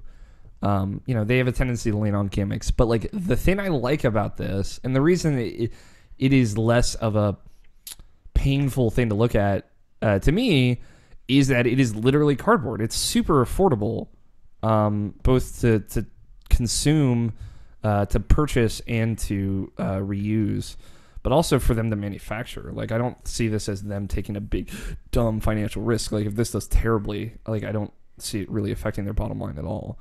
Especially because we know, and we going off that mini direct that we just went over, like we know they have great software coming out this year. Like if this was their thing, if this was a Wii U situation where they didn't have the backbone of really excellent software for the rest of the year, presumably planned out, then of course not. Of course they wouldn't be able to get away with it. It's like, what the fuck is this? But they have the stuff that is for us, like Nabishin said, planned out for the rest of the year. And then they have this stuff that isn't for us. And I've seen a lot of people that are really excited to make this with their kids and play with it with their kids. And I think that's cool. I don't know, man. Maybe I'm too positive on it, but like I think this was just like, it was astonishing at first. Like you remember the moment you saw it for the first time. Yeah, no, I made sure that Alex didn't tell me anything about it. Absolutely. He was like, I want to see a full screen video and that's all. Like, I don't even want to see the name. I'm like, okay. I don't want to tell you anything. I want you to go in blind. And like, Lost my mind. I didn't believe it when I saw a tweet about it. And then I looked up the video, watched it. I'm like, this is fucking bonkers. But I don't know, man. Like, it's so different. It reminds me of like AR, VR stuff. Like George Cruz referred to it as alt play, alternative controllers. And I think that stuff's cool. Like just thinking about like the 3D rumble in the fishing pole when you're like reeling in and how that'll feel like actual feedback. It's such a I would have never even dreamed of conceiving something like that. It's also fun if you've been gaming long enough that this is kind HD of rumble. Sorry. not 3D rumble. That's a different thing. 4K rumble. No, if you were part of the gaming community, I guess 12 years now. Well, 11, 12 years ago now, when the first round of plastic Wii peripherals came out from third parties, where it's just like you can put your Wiimote in a plastic tennis racket, which is just the cheap cash-in way to take advantage of folks who were playing Wii Sports and may want like these things that make them feel like they're really playing the sport. I think that this is the more well thought out version of that. Yeah. Right, because like no matter what you do, you cannot get your Joy-Con by itself to be a piano. Yeah. As hard as you try. As hard as you try. God damn it, I'm not gonna try. happening. Yeah. But using the IR blaster on it Genius. is really cool. Yeah. I don't know if you watched the trailer at all, Scott, but No, but I kind of get what they're going for, and I think Nintendo's it makes the price tag make that much more sense. yeah. Especially if they go the route that they've been going with downloadable content. It seems like the Labo pack is going to be an assortment of games that is going to be added onto. I'm going to say a good chunk of them free. Yeah. And like, you're paying $60 for the hardware collection of these, $69.99. and $10 for the cardboard, Right. which isn't crazy. I don't know if they could be free, Scott, because like what's stopping from somebody who just like pretty much putting the plans online, like having someone cut the cardboard themselves. No. What they said they were going to do is because they have the pack out. When they have the hardware pack out, that it looks to me that that's going to be more set in stone. That any games coming forward after that, which is what they said they were going to do with add-ons, is going to be using stuff from that. I don't think they think they're going to be making their money by reselling cardboard. Yeah. I think they understand that people are going to, because it's cardboard, because they made it cardboard, that people are going to be able to make it themselves. Yeah. That's true. Fishing rod is super hard to recreate. Yeah. it's will a great idea. it be easy for people who haven't worked with cardboard before? No. Yeah. But there's a ton of people who do everything in cardboard. I just like also think about like, So you'll day one, there's going to be several instruction packs on how to recreate it from scratch. but like I would bet they will also like there will be those brilliant people that will take the pieces in that beginner pack and make something different, and like use the games that are in Labo to make something fucking crazy. Sure. Like Little Big Planet style, where they took the tools and they built something you could never have imagined. And I'm so excited to see that. Because there are creative people out there just looking for a forum to put their shit out there. And they will use this amazingly, I bet. This is cool. That's my ultimate thing. Like, it doesn't have to be for me, because like, fucking Dark Souls is coming out in May. Like, I'm good, but I'm happy that this exists. Yeah, and I love my favorite Nintendo is risky Nintendo. I love when they do something weird. Yeah, except for the Wii U. That was bad risk. Yeah, no, you know what? It was a beta test And here we are. that I participated in, and now all these games that were really good are coming out of beta onto Switch. And like I'll probably get it off with this. It's like it's kind of just like overall for me, it's more of like an accessibility type of thing. Obviously, this is not like something that like helps people like who are disabled too much to like play video games, but like it's a breakaway thing to like make it more accessible to them, like for all ages even. So like it doesn't necessarily have to be for me to appreciate it and like hope for the better of it. Like the basic thing is like just having support for it, and this seems like something that could get a lot of support. So yeah. And yeah, I don't know, it's cool to see people excited about this. Like this is the kind of thing that I think like I said, if they did it in the Wii U era, people would have been very cynical about. But like Nintendo's on the up and up. They're making good games outside of this. They're allowed to do something weird on the side. Imagine how stoked the person that designed that piano was when they got the tools in their hands, though. Yeah. Pretty Like, amazing. There are just people at Nintendo that are fucking making toys, and that's so cool. I just think that's cool. Yeah, no, it's cool. One might say they always been making toys. It's true. And I would bet that that's how they feel about it, too. And they're totally okay with that. I agree. And I'm okay with that, too. Let's take a peek in the mail stack. We got some tweets. Remember, you can tweet your questions at IrrationalPod with the hashtag IPQ. We'll read them on the show. We got a couple. We're kind of back to our regular stuff, so, for listeners out there. You can send your questions in like that. Jake Nichols, our boy, at Jake R. Nichols on Twitter, says, I've been listening to y'all for 4 years now, and I still don't know how each of you met. Care to share? Brand Ranch. I was in a dark alley in New York City once.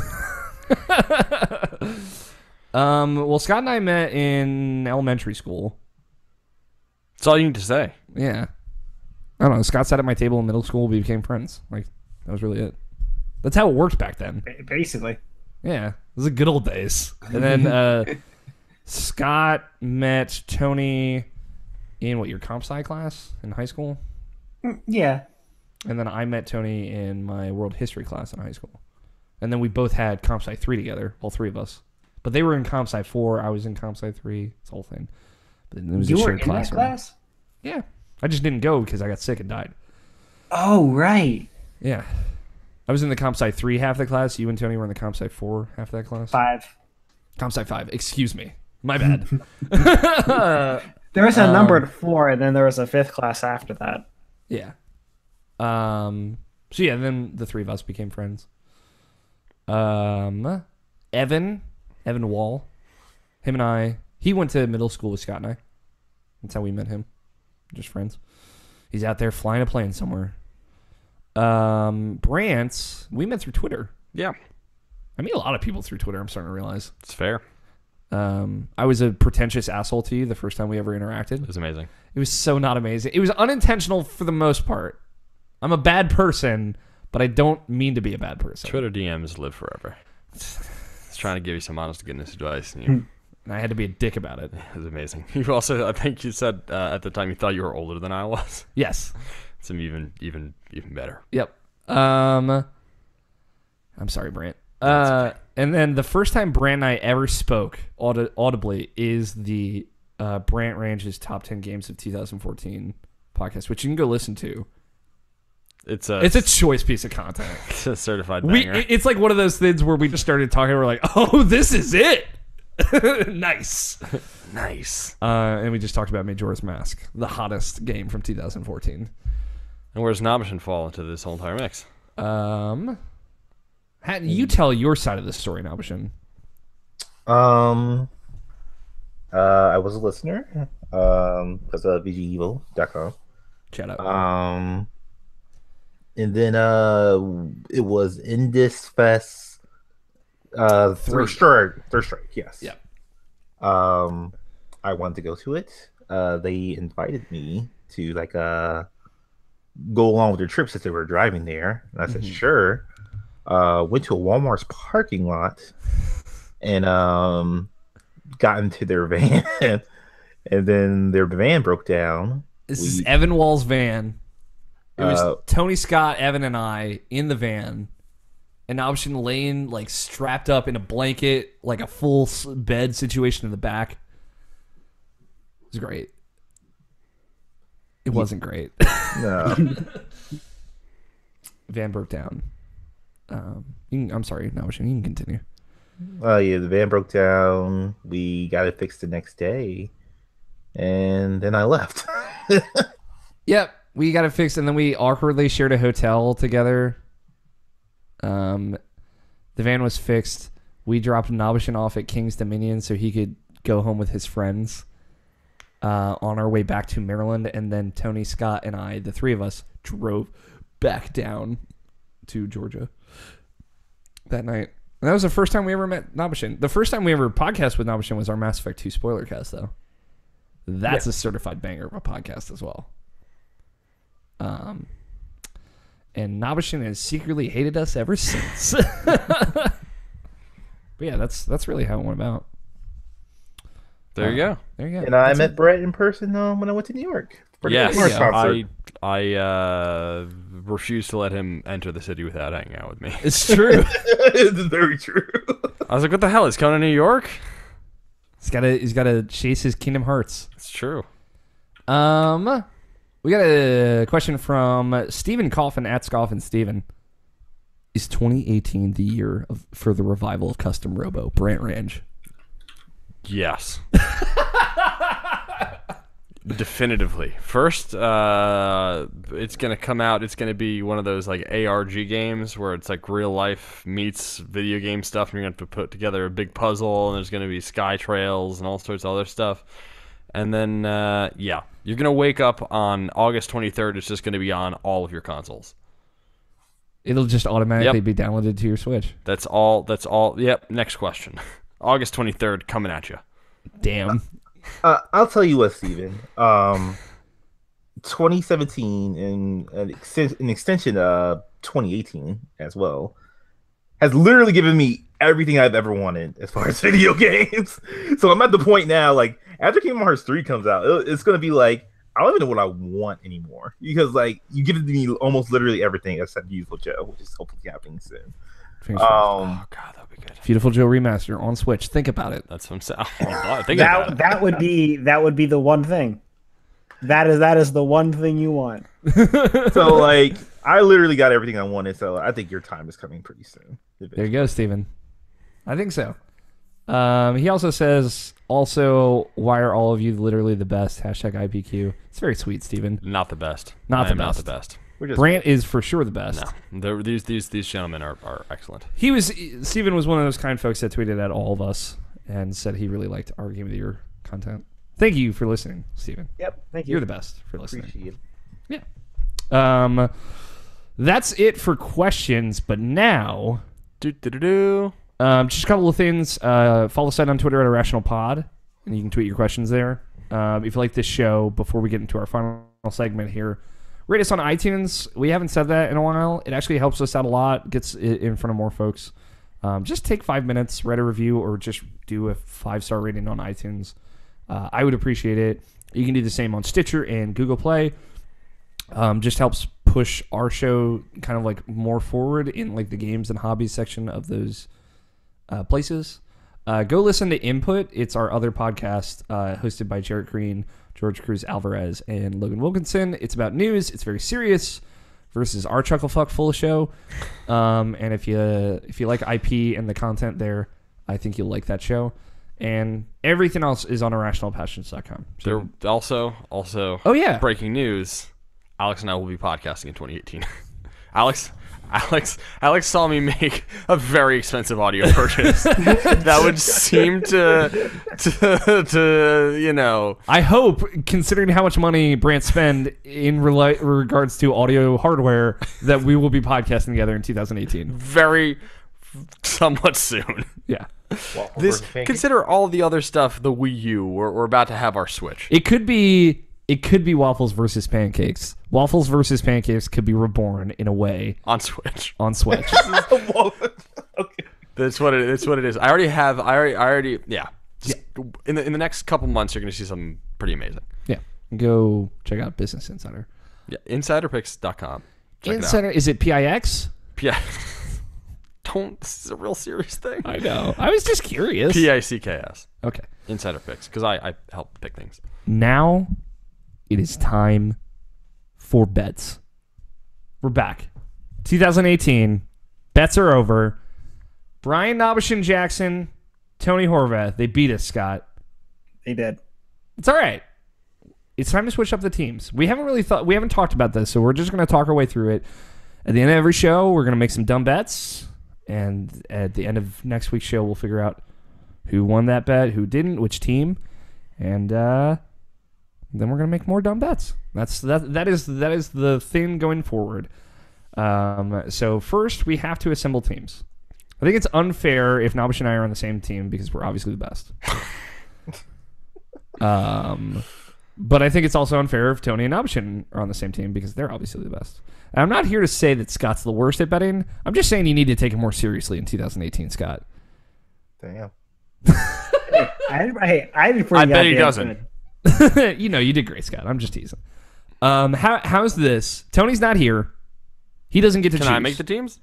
Yeah, you can make the teams, Brant. Just Sweet. it can't be Scott and I and Nabishin and Tony. Sure. So basically, you only have two options. Yeah. I know, right?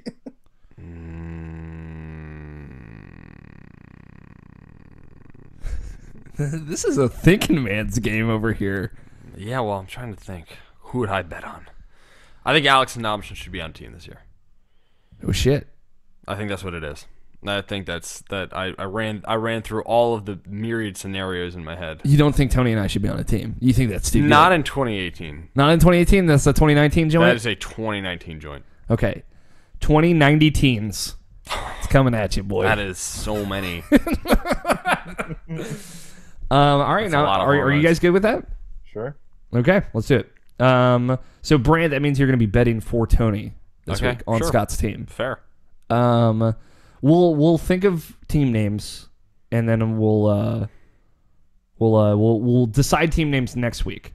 So for now, it's just going to be Joy-Cons and Toy-Cons. oh my god, no, it's not Joy-Cons and Toy-Cons. Here's a good first bet. I feel like it is a strong starter. What will the Open Critic score? Oh, hold on. Let me look at this 2018 in video games because I don't. Dragon Ball Fighter. Now machine tells me fucking Dragon Ball Fighter Z comes out on fucking Friday now, and I don't know. So Monster Hunter World. It comes out on Friday too. Yes, do it a day average. Okay. The fucking we could do the Open Critic average. It'll be fine. There'll be reviews out for those games, right? Yeah. Okay. Dragon Ball Fighter Z because Nabashin's excited about it. I want to know what will the Open Critic average score? So it's 1 to 100. This is an average review score. B for Dragon Ball Fighter Z. Why don't you make it interesting? Do both of them at the same time, divided by 2. That average. Okay.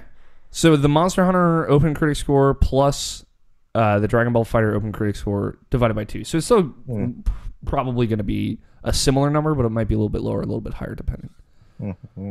The average of those two.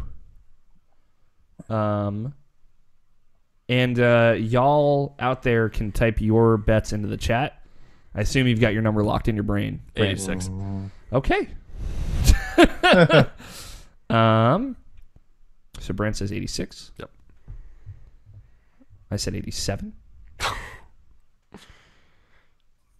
That was what was locked in my dome. Nomishin said 84. You got one for me, Scott? Yep. 81. All right, that's a good spread. I feel like that's a safe bet. 80s all around. What a decade. I can't see Monster Hunter being any lower than an 80 personally, but Oh, see, I had it in the higher 70s, and I had Dragon Ball in the low 90s. yeah, I had a whole thing going on in my head. Yeah. Got it. You thought about it though, and I appreciate that. Yeah. No, I'm putting time into The it. first bet of season 2. Yes. I like it. We will reconcile this bet next week, and we will be back for more bets and more show then. Thank you, Brant, for coming to Maryland, hanging out with me. No, thank you for Coming having on me the show. having me in your house Absolutely. and on the show. It's a pleasure to be on here always, and it is a pleasure to podcast with the other two fine folks who are not in the house. No, Alex, podcasting with you is. I mean, it's good. It's good enough. fine. It's good enough that I'm buying like acoustic paneling because I really want the show to be really, really good. It's gonna be great. Yes. Thank you very much to the entire team, and I'm gonna give you all a shout out. Congratulations on the wonderful Game of the Year content. Obviously, y'all put a lot of work into it, and I think it paid off. If you haven't listened to it, please do. Thank you. Yes. IrrationalPod.com. If you go there, all of our Game of the Year content is like organized in rows and everything on the front page. So it's all Game of the Year stuff all the time up there. So go check it out if you missed any of it. Thank you, Danny Wiesner, for opening music of Two Player Co-op and our closing music of The World Is Saved. It's a cool guy. Yes. Thank you, Nobshin. Thank you, Scott, for joining me, as always. Love you guys. Winky face. You need to stop that. Yeah, it's no good. You got to leave that behind. That's a 2017 joint? Yes. I gotta get new with the 2018? Yeah, I'll think of Something less gross, please. Okay. I've got a new haircut and red pants. You can change your outro. I look like a Final Fantasy character, All right. or the main Peter Parker in Spider-Man 3. Okay. Either way, this is your Spider-Man 3 year. Yes, it's my Spider-Man 3 year. I'll think of something. The ending part is strong. Thank you everyone so much for listening. I think it's gonna be a good year. Got some good stuff planned. Thank you everyone for listening to our Game of the Year content. Yeah, I'm excited. Yes, Feeling it. New year, new us. true. New year, new you. Make some resolutions. I don't know. 4K. 4K. Hey, make your resolution 4K. Give yourself some high dynamic range. I think next week we might do like a little 2018 preview, some games we're excited about. I like doing that. So, thank you all for listening once more. I've been your host, Alex O'Neill. Play your games, stay irrational. We'll talk to you all next week. Bye. Titles. Feed me, Scott. Feed me, Seymour! Man, I gotta pull up this doc. I'll put it in the chat for you. I got you, fam. Fantastic, because I forget if you do this part live too. We do. Okay. We're still live for Yeah, this. we do. All right, titles. Automata Near.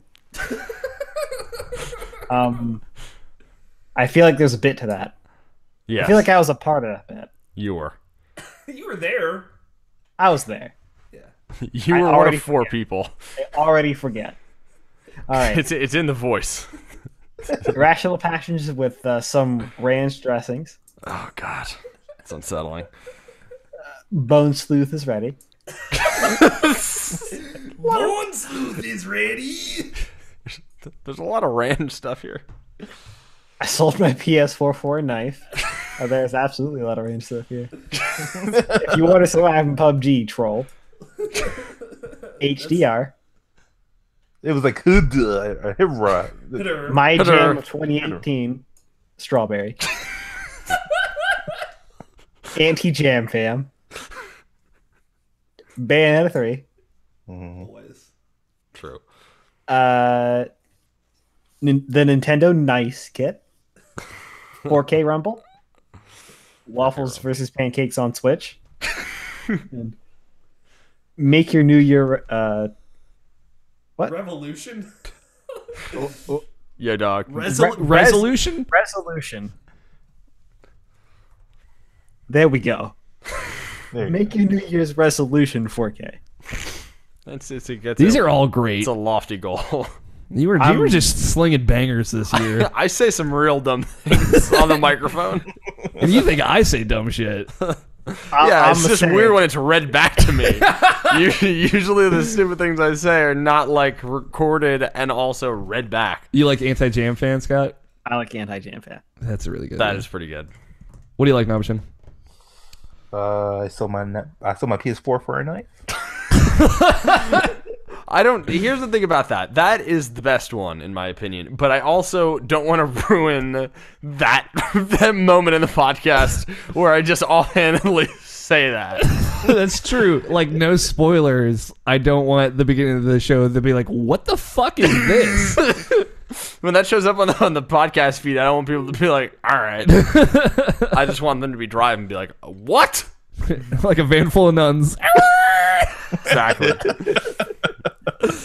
That's true. Yeah, they need something new to listen to. What do you like, Brant? I mean, Automata Near is also really good, but that's just because it makes no sense. Automata, near. Automata Near. But I could definitely. I'm down with Anti-Jam Fam because that doesn't give a lot away. And I feel like it's got the silly quotient of an IP title. It does. I like that. First title of the year, strong contender. I guess 261. After Zeitgeist. After Zeitgeist. 259. All right. Brant, can you do me a favor? What do you want? I'm going to write something. I'd like you to read it. Sure. Maybe. It's not weird. I know. Wow. Scott, can you say the title? Actually, I can say it. Ooh. It depends on you guys. Do you want to say it, Scott? Do you want me to say it? I'll say it. Okay. When you're ready, Brant. Sure. You are listening to Irrational Passions Podcast, episode 362. Anti-Jam Fam.